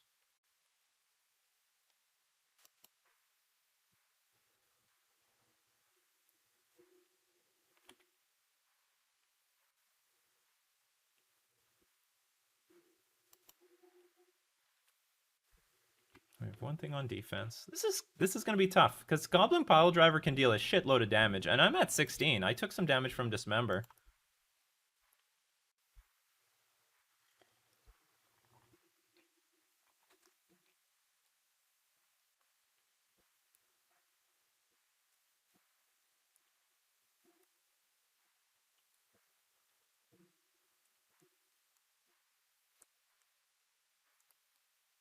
Well, if he's thinking really long about this, maybe we're in not such bad shape.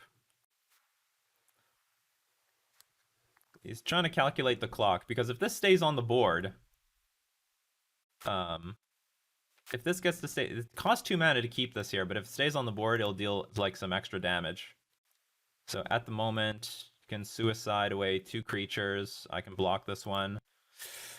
That's a tough one. That's a tough one to beat. Okay, so we're automatically at like 10 life or something.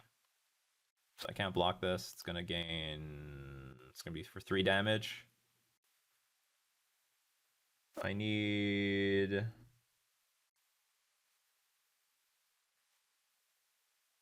I need to top deck a Mutavault. I need to top deck a Mutavault, actually. If I top deck a Mutavault, I can deal with this pile driver. Let me explain. We can. Maybe I could have even done it with this. I could have activated the Mutavault and copied the Mutavault with True Name Nemesis, and then, like. Could I have done that last turn? Activate Mutavault. Pay 3. No, I can't. I couldn't copy Mutavault and play another True Name at the same time. Okay, that's going to be 1 less creature. Well, they're going to sacrifice it, deal a damage, and gain a life. I think I definitely need Dismember right now.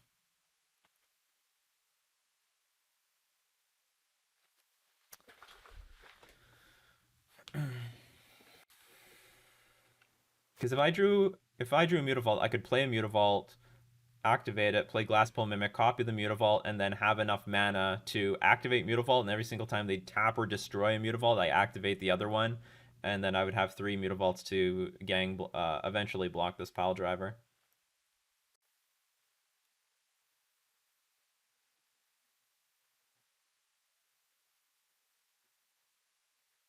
Well, at the very least, I should try for this. What is this? This is 2, 4, 8, 9. I go to 3. You sack the rest of the board. Oh, I guess I'm just dead.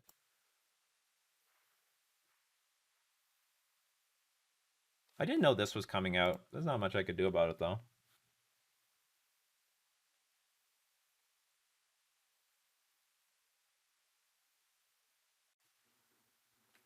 Hmm.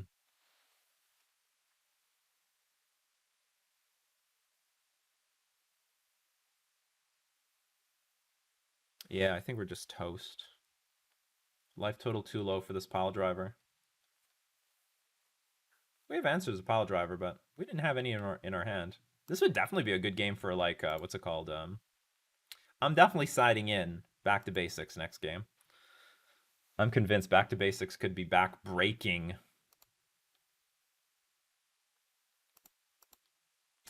What to do? What to do?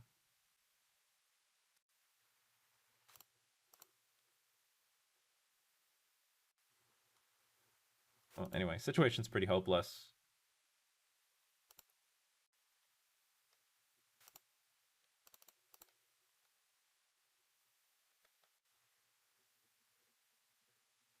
But I don't like is I have to empty my hand. All right, we're on defense. Not where we want to be, but that's where we are.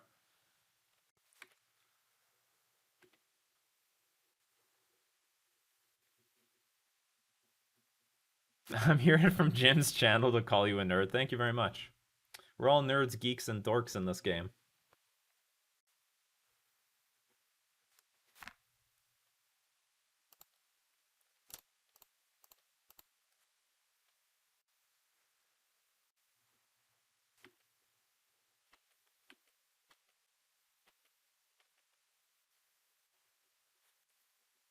Frisian Import.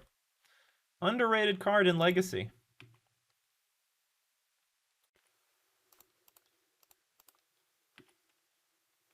We take... Let's hope they don't remember to activate their abilities. And it's... Is it now genuinely over? Taking... Yeah, I'm taking 10. Alright, concede. Okay, let's go to game 3. We learned a little something. Yeah, I'll bring it back to basics. It's probably better than Force Negation here.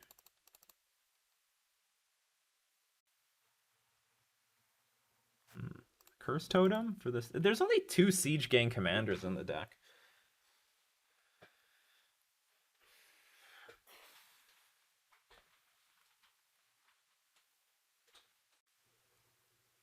I'd like to see port put into modern.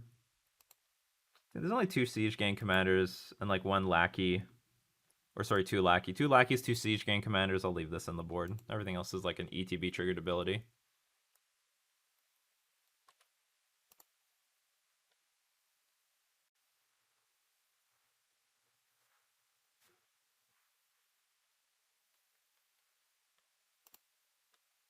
Hey JLT, we're going into the third game of the third match for the match here.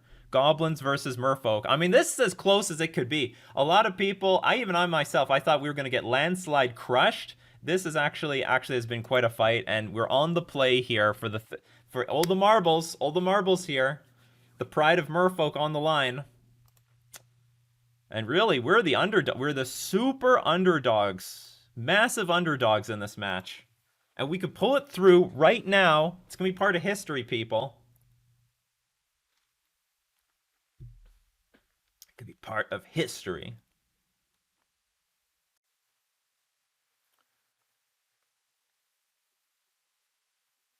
All right. I'll just do it like this.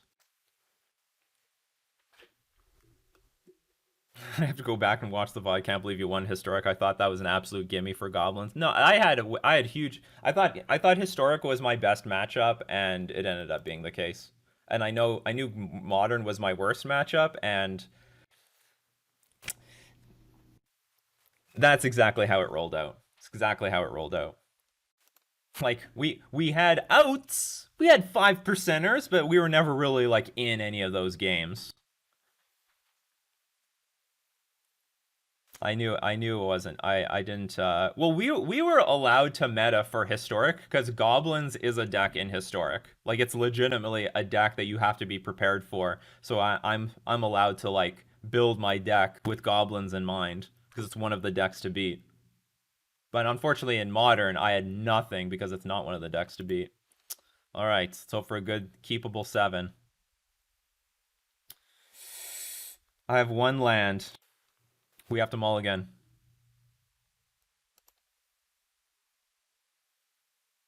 I have more than 1 land. Opponent mulligan 2. Yeah, we're gonna keep this. I'm not in love with it though. Players can't cast spells from graveyards or libraries. Creature cards in graveyards and libraries can't enter the battlefield, but doesn't stop stuff from coming from the hand. Yeah, we're definitely gonna keep this. Honestly, I'm not in love with the cage, but I guess we'll keep it. Something to do on turn 1. This is definitely not one of the hands I was hoping for. I'm hoping something with Chrome Mox. Some heavy hitting stuff. We won Historic. At least Jim also mulliganed.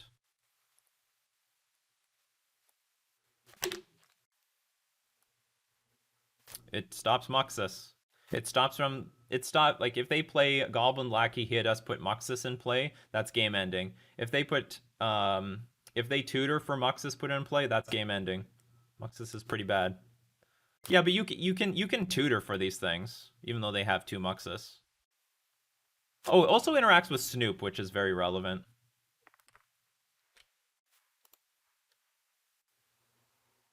Actually, there's no Snoop in this list. He's not playing with Snoop. This is just, okay, so this is just for Muxus. There's actually no Snoop in his list. He's thinking hard. I don't know about what to bottom.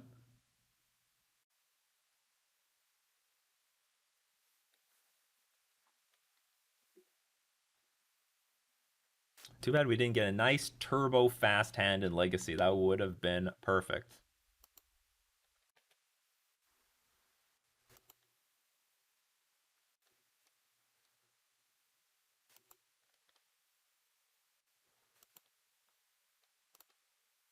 Hope everyone's enjoyed the match so far. Yeah, we'll go turn 2 Silver Gill Adapt, turn 3 Mulligan to 4! Mulligan to 4! It's gonna be all in on a lackey or something.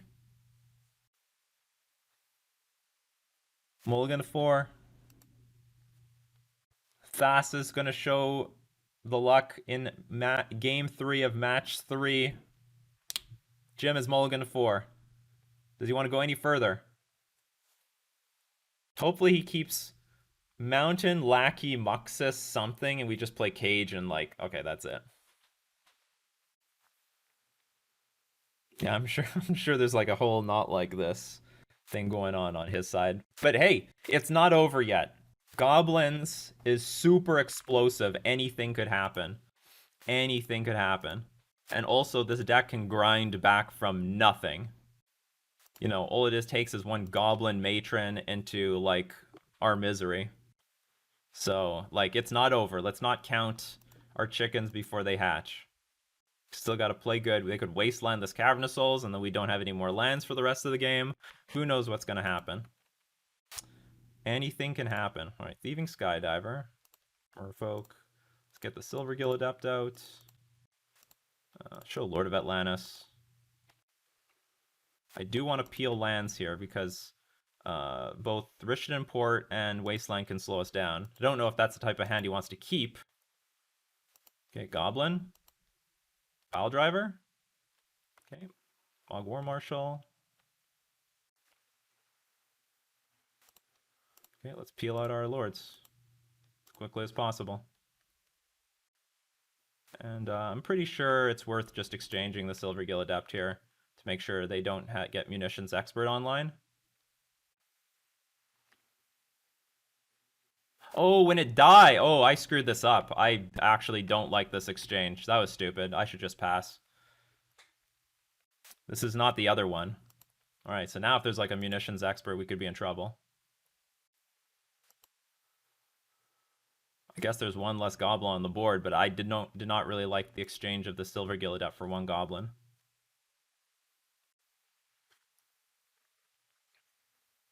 I really want this true name on the battlefield.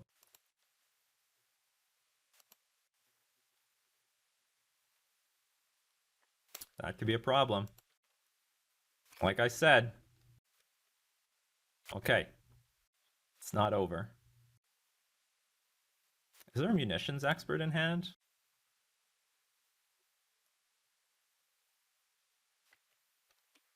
I guess attacking for 2 is stupid here. Okay, I missed out on some damage. Okay, I punted. I'm getting too excited, honestly. I'm getting too excited. We have to play clean. Because if I attacked first to maybe... I guess I could threaten to... I don't know what I'm threatening. I guess I could threaten to dismember something if they play Munitions Expert. Oh, they keep drawing lands. I'm sure they kept a handful of, like, gas. Goblin Matron, see? They're going to find something. Let's find something maybe to deal with this. I wonder if it's going to be Siege Gang Commander. Or it could be Pile Driver.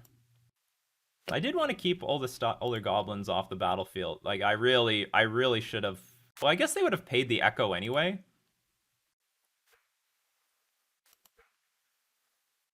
But then it would have been harder to block. Yeah, they're getting Munitions Expert.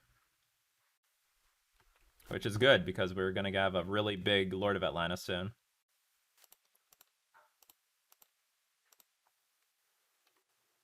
We're out of range of this Munitions Expert at the moment.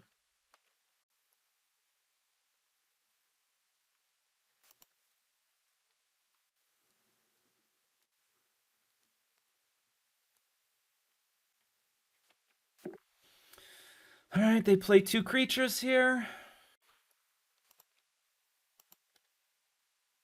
Uh-oh. What is this? Siege Gang Commander? Siege Gang Lieutenant. Sorry, Siege Gang Lieutenant. Okay, so... It's gonna gain them a lot of life. Oh, but we have True Name Nemesis. Alright, so we have some unblockable giant creature on the way. Oh, and let's cancel this. And I guess they're just gonna chump block if we do this. Getting the chump blocks going is good. There's no way they, like, gang block with 4 creatures here, right?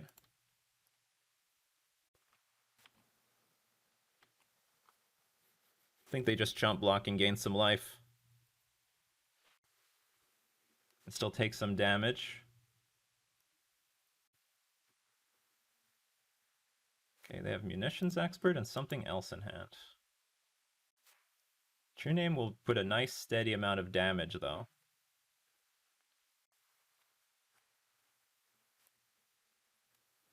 I hope that 1 damage I missed earlier doesn't bite me, because they should be at 8.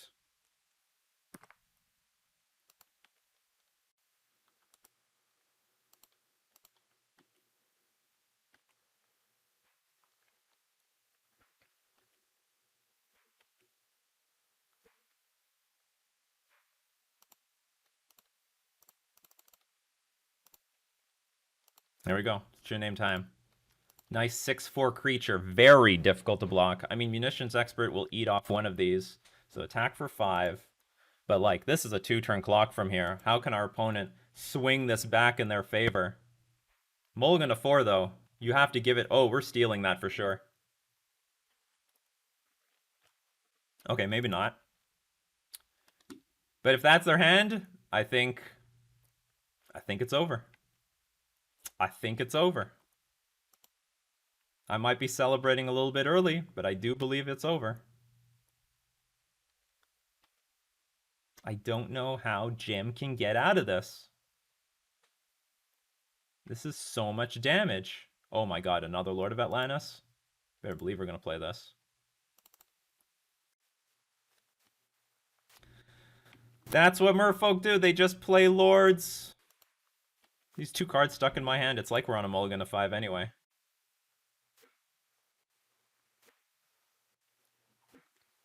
No hope. 12 chickens.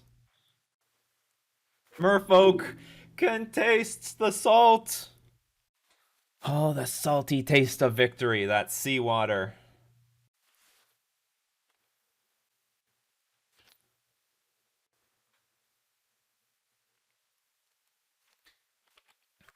Go to damage. What can they do to get out of this?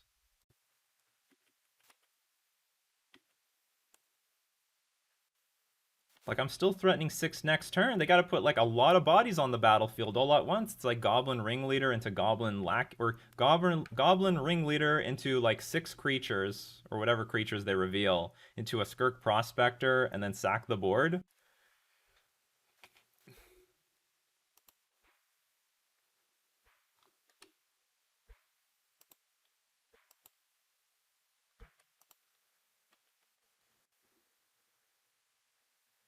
Get in there. Get in there. Silver Gilladapt. All right. So what is the plan here? I guess I just attack and see what he does.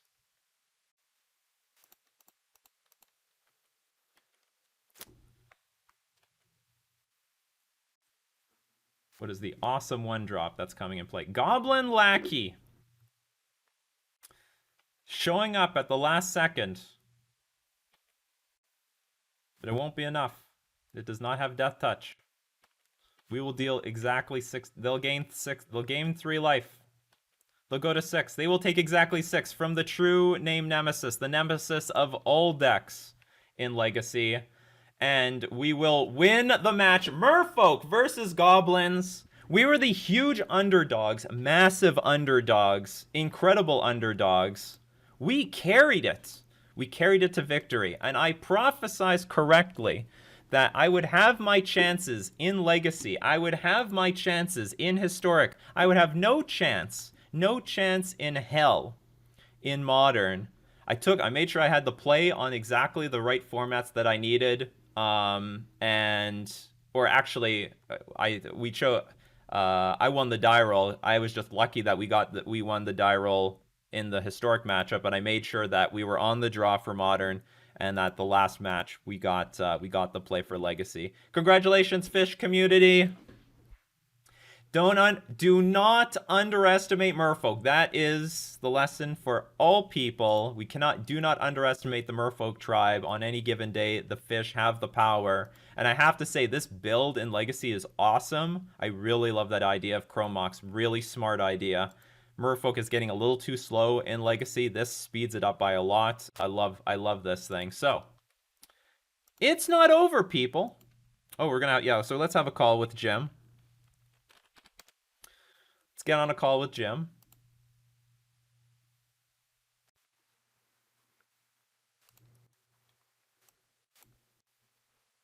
Nikachu, are you there? I'm here. It has been made very clear to me by my chat that was an unfair test of everything. Each player wasn't on the play the same number of times. Each player, the number of games. Good games, my friend. Good games. Very exciting matches. Went down to the wire.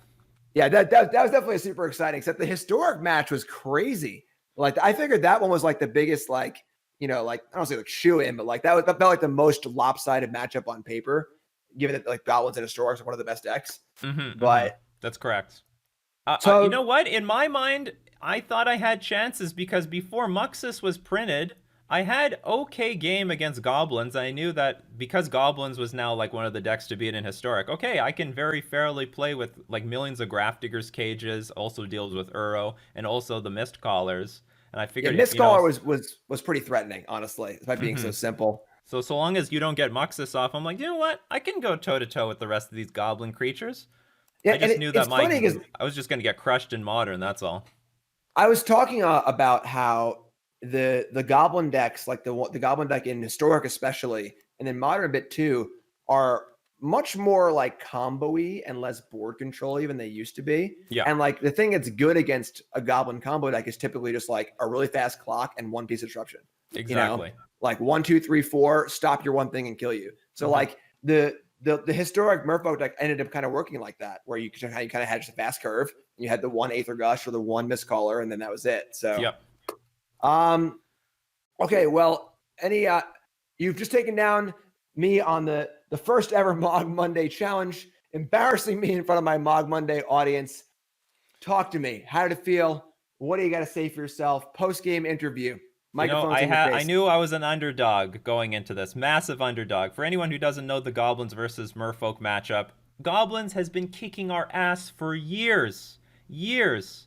Mostly because, like, these tribal matchups, they're always trying to do something big and like really aggressive, but like Merfolk has like no spot removal. So, and our clock is like as clunky as it gets. It's like at best we have a 1-drop into a lord, into another lord, into another lord, and that's assuming you don't block or destroy any of them yourself. So to be able to win the match was actually pretty exciting. I knew I had some chances in some of the formats, given the fact, like you said, like the deck has turned more combo heavy, except for Modern. Like the problem with the Modern matchup is I have cards for it, but Goblins is just not on the map in Modern. So I have like no cards for the Goblins matchup in Modern at the moment because it's not even on my radar.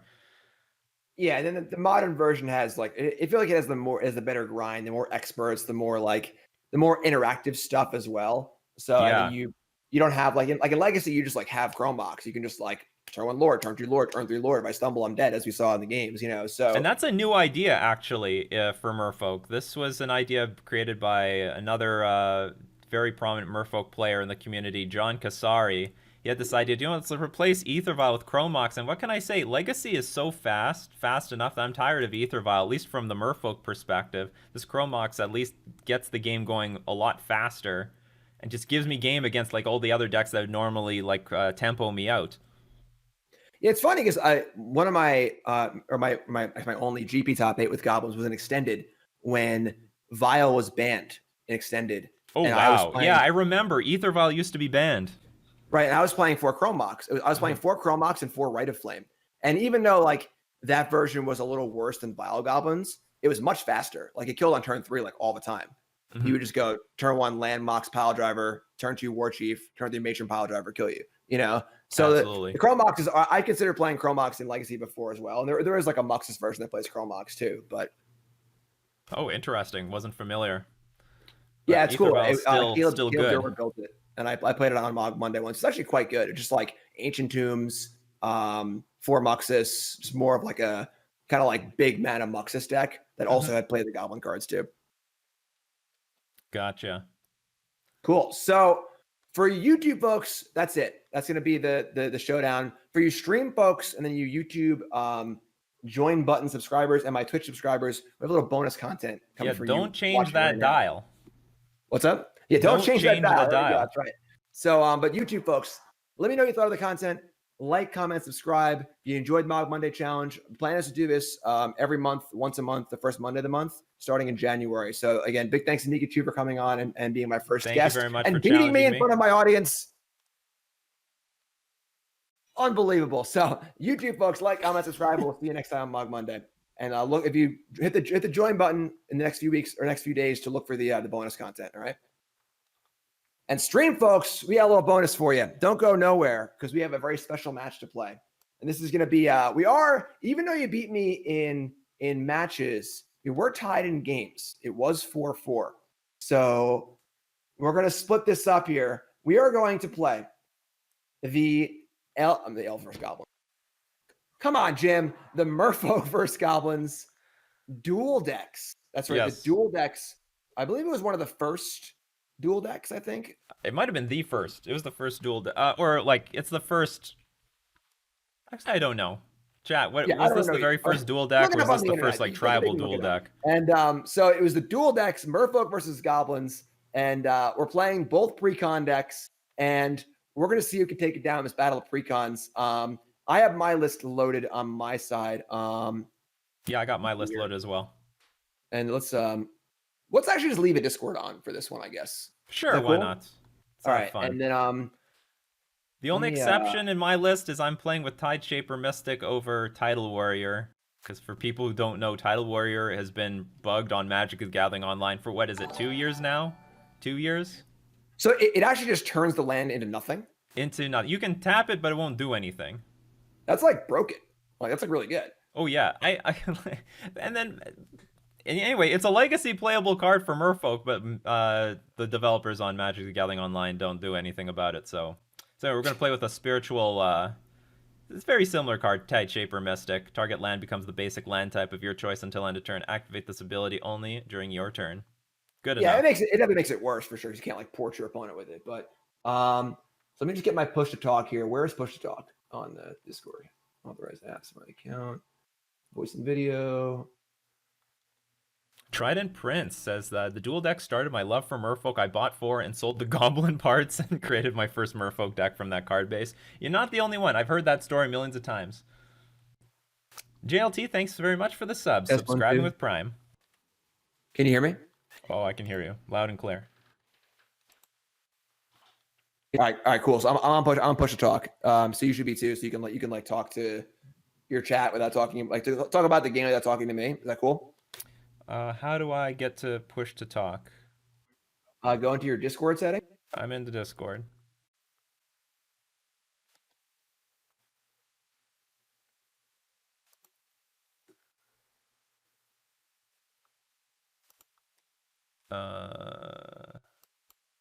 Okay, now what? I don't hear you anymore. Or do I mute myself? I'm sorry. when you don't use push to talk, you like forget to hit the button. I'm sorry, I was talking. So you go into voice and video, and you hit push to talk, and you make your shortcut into a keybind. I use the control key. It's just like the bottom left key on the keyboard. So, well, how about I just mute myself? Like, can you hear me right now? Sure. If you want to just mute yourself and then unmute yourself to talk, it's fine too. Can you hear me? I guess you couldn't hear me. I could hear you. No. I said I asked a few times. Can you hear me? Can you hear me? I guess. Okay. No, yeah, I couldn't hear you. Okay, so when we want to talk to each other, we unmute. Or. Yeah, it sounds good. I think a little trash talk would be fun in this. So. No problem. All right, cool. See, this is where I can really embarrass myself because I have no heuristics with a lot of these weird cards. Merfolk Wayfinder? What the hell is this? I mean, it's like I was thrown into a limited environment, and this is my draft deck. I love weird cards, so I'm ready to roll. All right, so... I know some of these cards. Okay, you good? Okay, I loaded my deck up in Legacy. What did you load your deck up? What format?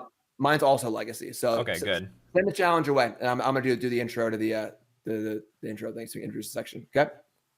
Oh, we'll do an intro to the deck. I mean, I'm just gonna do like a short, 1 minute intro to explain what we're doing. Okay, sure, no problem. I'll do the same on here. Okay, so here's the deal, everyone. This is the bonus match. Thanks everyone for showing up today. It was a wonderful match. It's Merfolk versus Goblins. Let's see how balanced these decks were were designed. We get to run. We do have like one-ofs of a lot of lords: Merfolk, Sovereign, Trickster.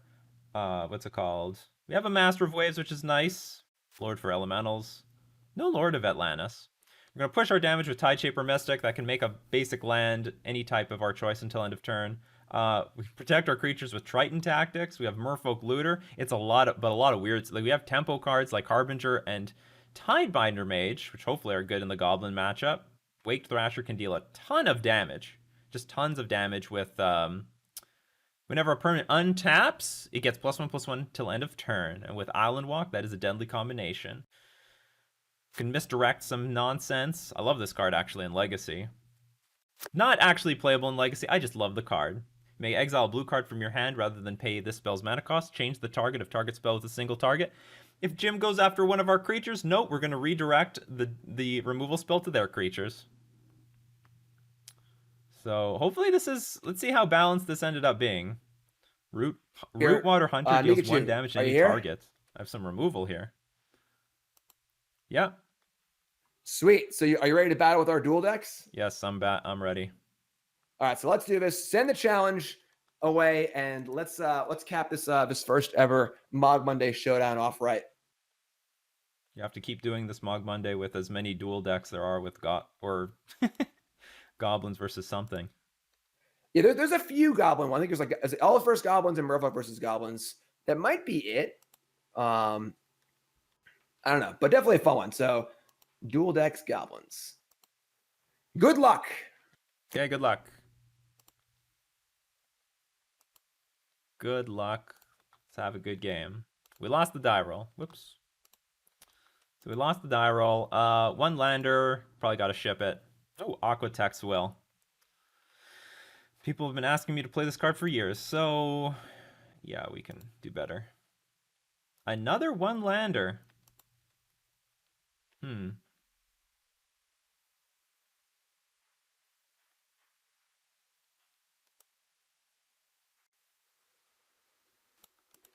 Another one lander. I think I got to mulligan this one too. I got no sad feelings for this mulligan here, Nikachu. I got to say, after that mulligan to 4, I hope you go down to 3 cards.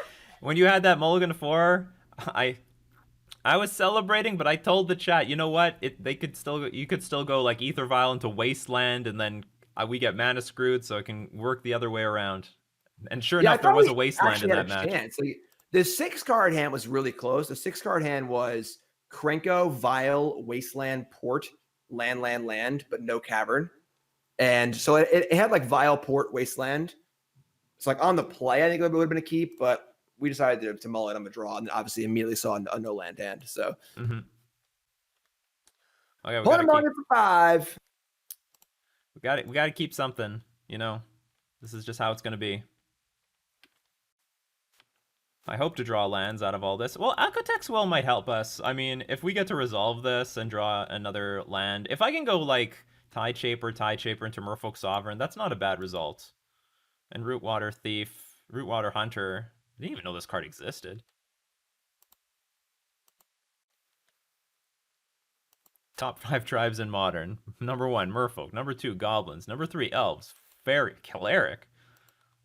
How does Cleric become part of the conversation? Damn diplomats.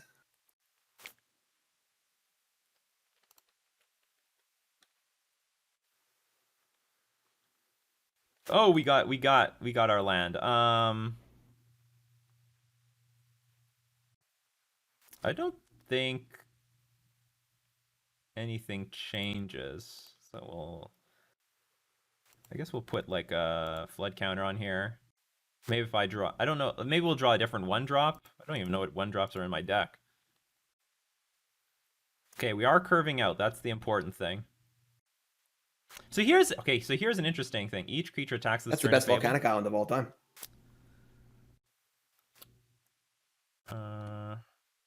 I have the option just tap something down.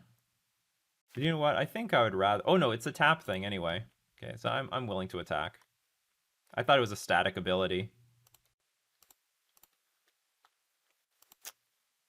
Fear my fishies. This should be Tidal Warrior, though. These are basically proxies. Ask Jim when Merfolk Monday will be replacing Mog Monday. So my chat's asking, when is Merfolk Monday replacing Mog Monday? Never. Never.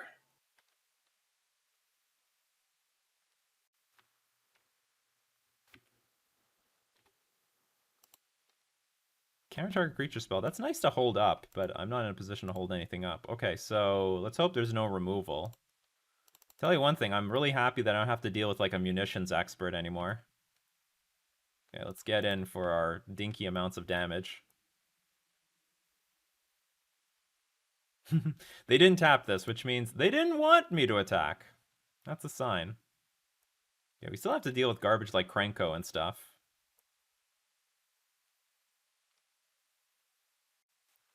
We might hold up Essence Scatter when, like, the 4th land drop hits.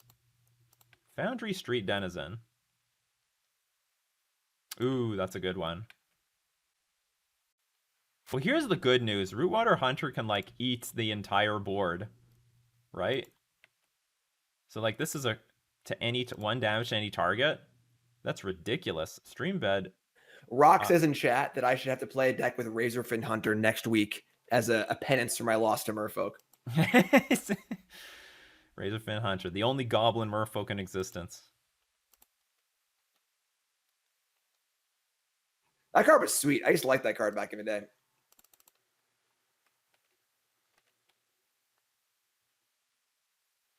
I guess I should have attacked with this because, oh... Speaking of pingers. Yeah, speaking of pingers. The mono blue Razorfin Hunter. So anyway, if there's no Tarfire for this, I mean, just eat up the whole board.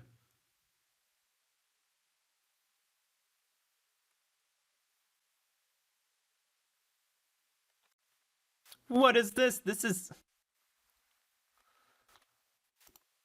seriously in the Goblin deck? Gotta kill those Master of Waves. Oh, wow. There's a lot of them, too. It's like 3. I guess that was a way of balancing that card, yeah. Yeah, I mean, obviously Master Waves would be pretty frustrating otherwise. It's always fun looking at these deck lists and seeing like how they balance them and trying to find like the right mix of like, there's some bad cards, some good cards, enough answers to things where like you won't be able to answer it sometimes, but you will be able to answer it sometimes. Like,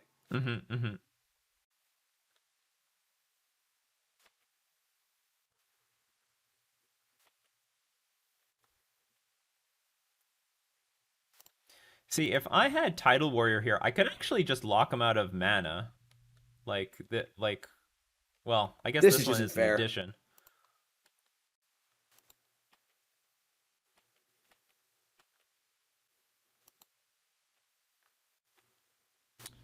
Cycle this. When you cycle this, deals X damage target creature at X's number of goblins on the battlefield. That's just fantastic. So we could make sure that I can't block.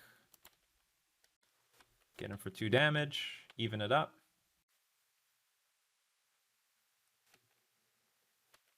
A lot of interaction on Jim's side. Triton Tactics would have been nice a long time ago. This costs more mana, so I guess we just Harbinger this thing.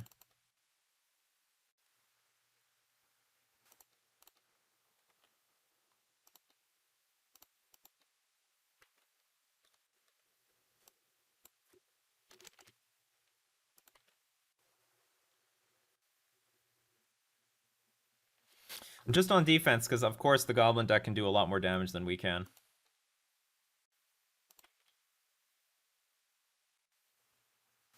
Oh, that would have been a nice thing to counter.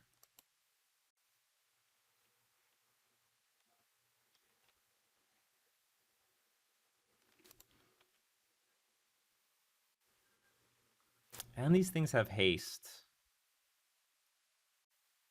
I guess I gotta block one of them.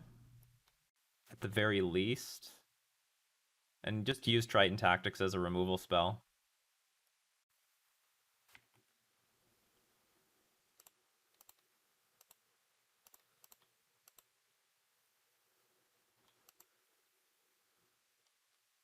Okay, hold on.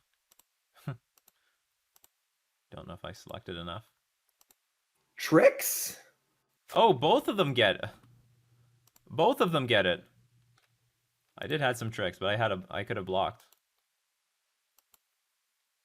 Taking 3 That's damage a for card. nothing. That's a card with a lot of words on it. Yes, it is a card with a lot of words on it. Okay, we're taking 3 damage for no reason.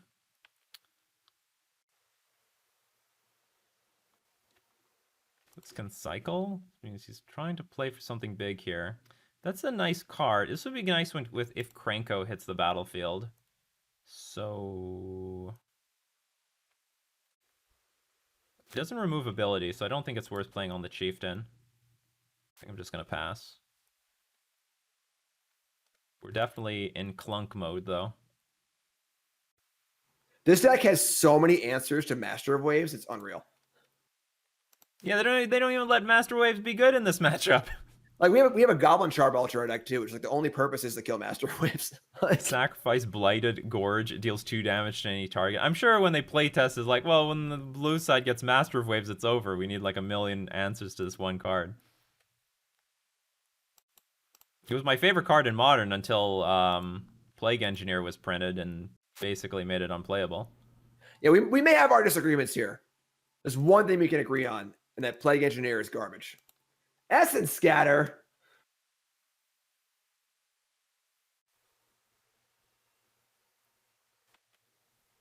That's something I can't Essence Scatter.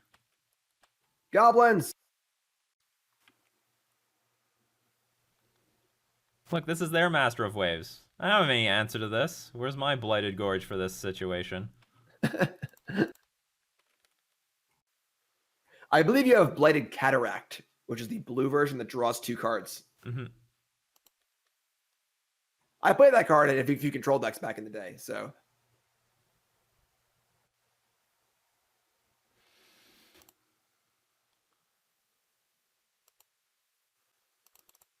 All right, gotta slow down.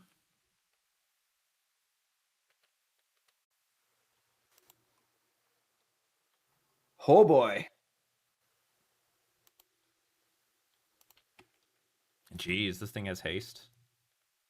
Okay. I guess we block here. That's trample. No, it's just double strike. I was saving it for Master of Waves, but I guess I can make an exception.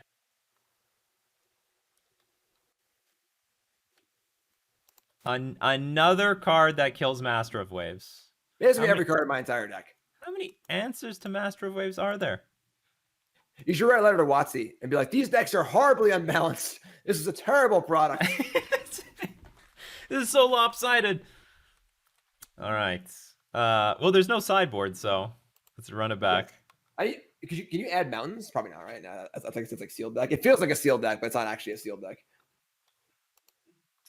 Oh yeah, we also have brittle effigy. It's like the 1 mana artifact that like pays 4 to exile a creature. I think there's like no less than 10 answers to Master of Waves in this deck. Okay, what do we do here? Let's see. This doesn't really look like a keepable hand either. It's like I can counter some. I depend so much on the top of my deck. I'm gonna mulligan, like to draw something useful. Yeah, I can keep this. This looks like a really good card in this matchup, so I'll definitely keep this. Scroll Thief might be okay because 3 toughness. Cold Eye Selkie looks really vulnerable and really hard to cast.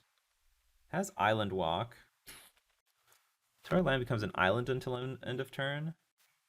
It's so hard to get that online.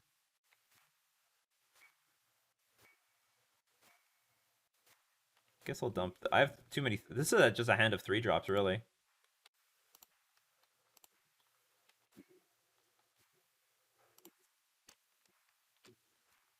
I almost prefer the first hand. I'm gonna play like Harbinger for no value here. Let's go, people. Let's go. Merfolk versus Goblins. Danger! Danger! Come out from the safety of your holes. Oh no, the Warren Instigator. If I play... Well, yeah, I can't block with this thing. Okay, let's put a decent blocker on the battlefield in the event that one of these things die. Because we most definitely can't let this thing... Put a Goblin... This is Goblin Lackey. It's like they basically have Goblin Lackey in this deck. Double lackey. It's double Lackey. I would say it's like significantly better in like a low powered format too. If I'm playing Yeah. sealed deck, I want Laren Instigator in my deck, not Goblin Lackey, you know?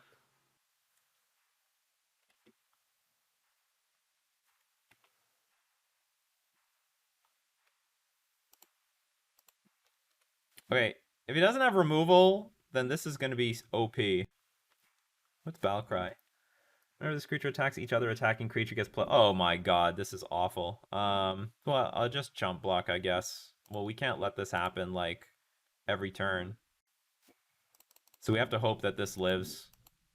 But it seems like the Goblin deck has a decent chunk of removal. I mean, like he can play a Chieftain here or something like that, and it'll be too big for this thing to die.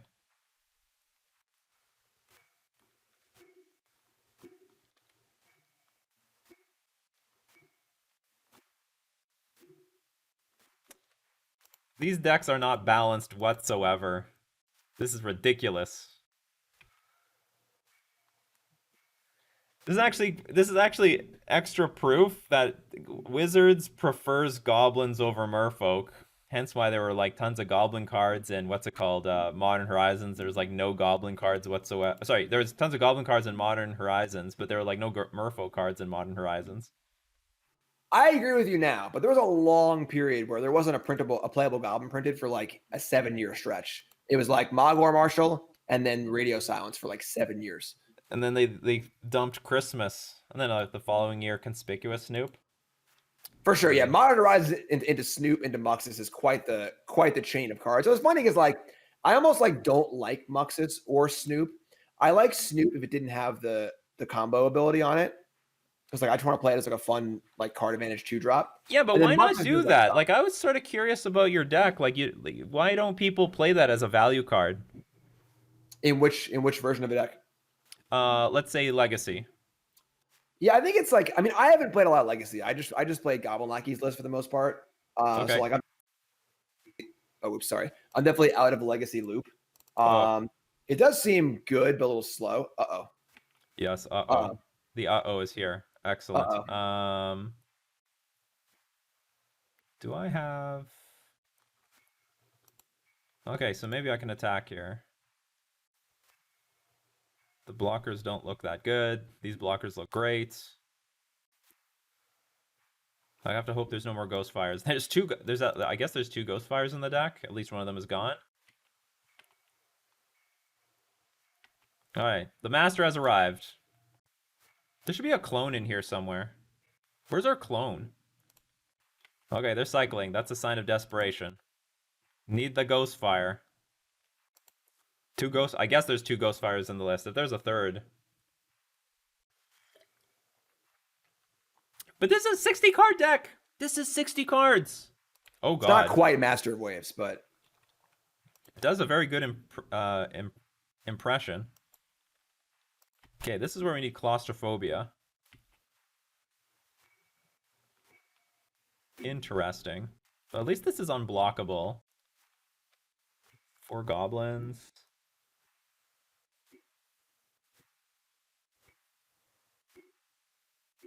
The crappy thing is that this thing will just copy and kill off all my elementals, so I don't actually get anywhere. But I can Triton Tactics a few of them, I guess, to keep the pressure going.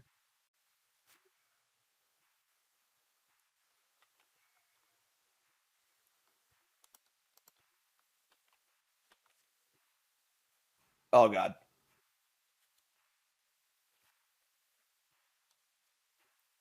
I can't pass, because if I just pass the turn, he makes 4 goblins. We're making our blocks and getting blown out if he got it, because I don't know what it is. So or actually, he can't make anything right now. I forgot, it doesn't have haste. You know, honestly, I thought this Krenko had haste, because every single time I see Krenko, it just always creates goblins immediately. That's fair.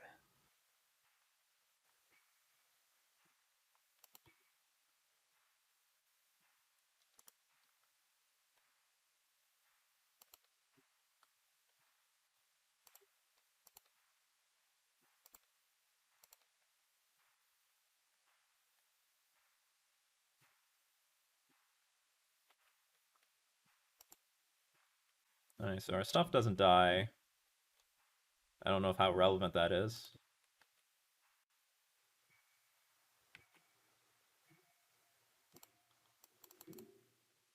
And we got a Scroll Thief. And they're at 4 That card's life, sweet. so I like that card. it's actually doing okay.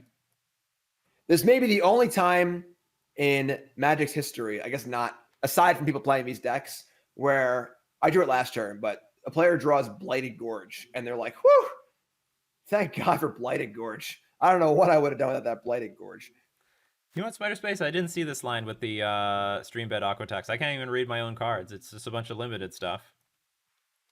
Be brave and attack the little merfolks. Fun Meister. Hey, Nikachu, I have little faith in wizards when it comes to merfolk. I think that they'll print some really good stuff. We need people to... Oh, God. The Blighted Gorge is here. Oh, you had to draw that Blighted Gorge. How many Blighted Gorge are in this deck? I think it's 2. I think both decks have 2 Blighted Lands. Yeah, mine draws cards, which has nothing to do with the battlefield. Listen, drawing cards is sweet, all right?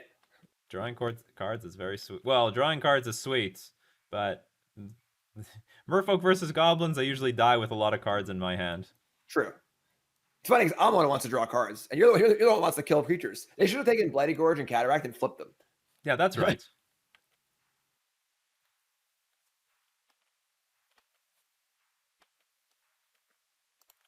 It's not over, because if we draw an Island Walk Lord, look at that. We drew our crappy card. Okay, so There it is.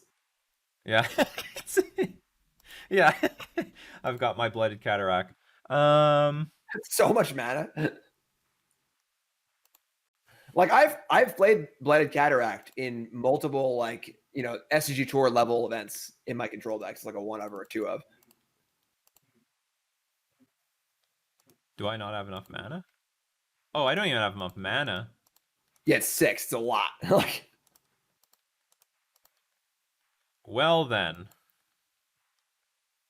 Yours costs less and deals damage to the board. Mine costs more and does nothing. I know. Them's the breaks. Right. We gotta write that angry letter to WotC. Angry letter. I'll just send them an angry tweet, just like everybody else. That's fair. That's fair. They don't get many of those, so.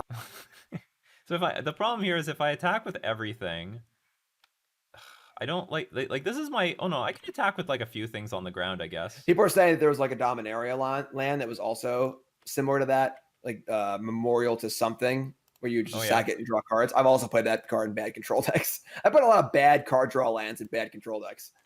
Gotta get those. You gotta get those that card draw in the late game.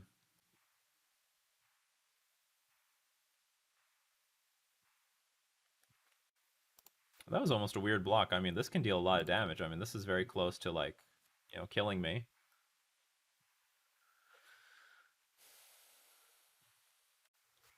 But this attack, okay, so this, thanks to Spider Space, I realized target Merfolk can get +1/+1, gains Island Walk until end of turn. I got more of that came from. Yeah.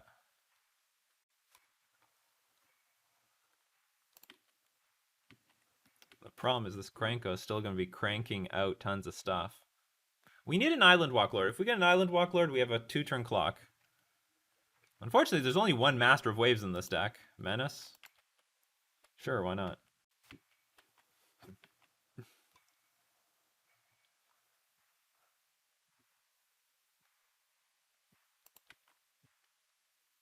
Holy shit! Now that's a combo. Yeah, that isn't sweet.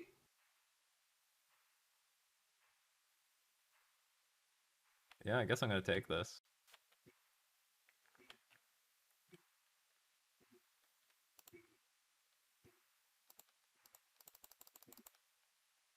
Cashing it in. Let's cash this in. Oh, beautiful. 2 islands. That's exactly what I needed. All right, thanks for the games. I've determined that these decks are not balanced whatsoever. I have no idea what the hell they were thinking. I have a Cleaver Riot in my hand. It's a 5-mana sorcery. Creatures you control gain double strike. What? And they give me only like one of each Lord. They don't even give me Lord of Atlantis. Well, anyway, it was actually really fun because I never got to actually play with this deck as much as I'm a Merfolk Master. I never reviewed the Merfolk versus Goblins product. Maybe I can retroactively do it right now. I can This say was for also my certain, first Goblins experience too, and like, I enjoyed it. I have no idea how they thought this was balanced. I have counter spells that I need to hold up mana for. I have like no spot removal except for one Root Water Hunter. They give me one Master of Waves. They give you three to four answers to it. In my deck, I have Blighted Gorge, Brittle Effigy, Ghostfire, Charbelcher. So I have 7 answers to Master of Waves. What BS is this? Okay, so what answers? Like the thing is, okay, they give me 2 Claustrophobia, 3 mana, tap enchanted creature, doesn't untap. So I guess that's like a really clunky answer to Krenko. Yeah, that's But Franco. you know what? They could give me more misdirections. That might actually help. Redirect the ghost fires onto your own creatures. That'd be actually pretty sweet as like a counterplay to the counterplay to Master of Waves for sure. Yeah, and it does not soak up mana. There's so much card draw in here. Concentrate. Like nothing plays to the board, and all your stuff plays to the board. I have a Tidebinder Mage. I even have 2 ringleaders that I didn't draw. So I have 2 ringleaders. The Gem Palm is sick. I mean, I think I drew like So you have cards that play to the board, and you have card draw. Right. Good card draw. Yeah, there's no Silvergill in here. I just realized that my chat is like, there's no Silvergill in this deck. How could they build? What was up with? Oh, maybe it's because they were printing it in Ixalan at the time. Okay, well, the Nikachu, thank you so much for joining me, and then this little extra bonus content here with the dual decks. Thank you very much for inviting me. No, thank you for coming on. I really appreciate it. Why don't you give a pitch? Let everyone know where people can find you on Twitter and Twitch and everything else. Everything is Nikachu MTG, Twitter, YouTube, Twitch. I don't know. Look me up on.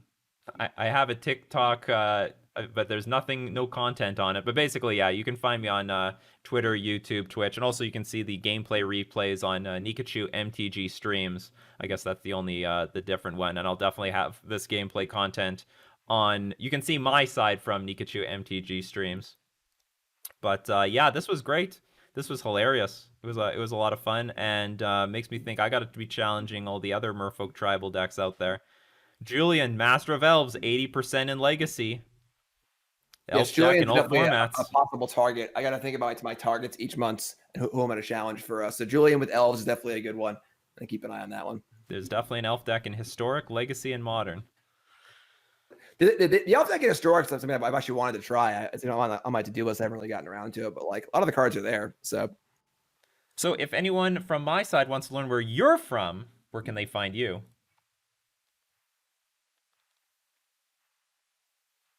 Oh, are you muted? Oh, what's up? Well, I was saying, so from my community, where can they find you if they want to find you? Oh, sorry, I didn't push the talk. I'm sorry. So I was saying it, but I said I'm just dumb. So I am Jim Davis MTG on everything. So on Twitch, of course, Jim Davis MTG, where I stream during the week. I just bought a house. I guess it was like 6 months ago now. We've been like fixing it up and everything. So once things slow down, I'll have a full schedule. But for now, it's kind of just like when I get to stream during the week. Of course, I have YouTube videos basically every day on YouTube. Also, youtube.com/Jim Davis MTG. I'm pretty active on Twitter, Jim Davis MTG. And that's really it as far as those are my 3 main platforms. Also have a website, jimdavismtg.com. Just kind of Google Jim Davis MTG and I'll come up. And I also do content for coolstuffinc.com. I do a video article every Monday and a written article every Friday. And that's basically it, you know? Sweet. Anyway, sweet stuff. So I really appreciate you challenging me. It was very exciting. It was very interesting. I think both sides enjoyed it a lot. And yeah, everyone, I had a great viewership today. Everyone seemed very, very active in chat. So this is great. It was definitely a lot of fun. People love tribal. Yes, definitely. Awesome. Well, Nikachu, thank you so much. Again, everyone check out Nikachu, and I appreciate you coming on. And maybe we'll, when this goes through a few cycles and iterations, we'll do a rematch series at some point. Yeah, maybe we can do some sort of small tournament between all us tribal players. That's a cool idea too. Actually, that's a good future idea. We'll put that one in the back pocket. This is all pre-promotional material for the big tournament coming up. What's up? this is all pre-promotional material for the big tournament coming up, where we all play against each other in some sort of small round robin. Exactly. Yeah, that's a cool idea. We'll definitely pocket that one for sure. So thank you again, Nikachu. Appreciate it. Thank you very much, and enjoy the rest of your day. You too.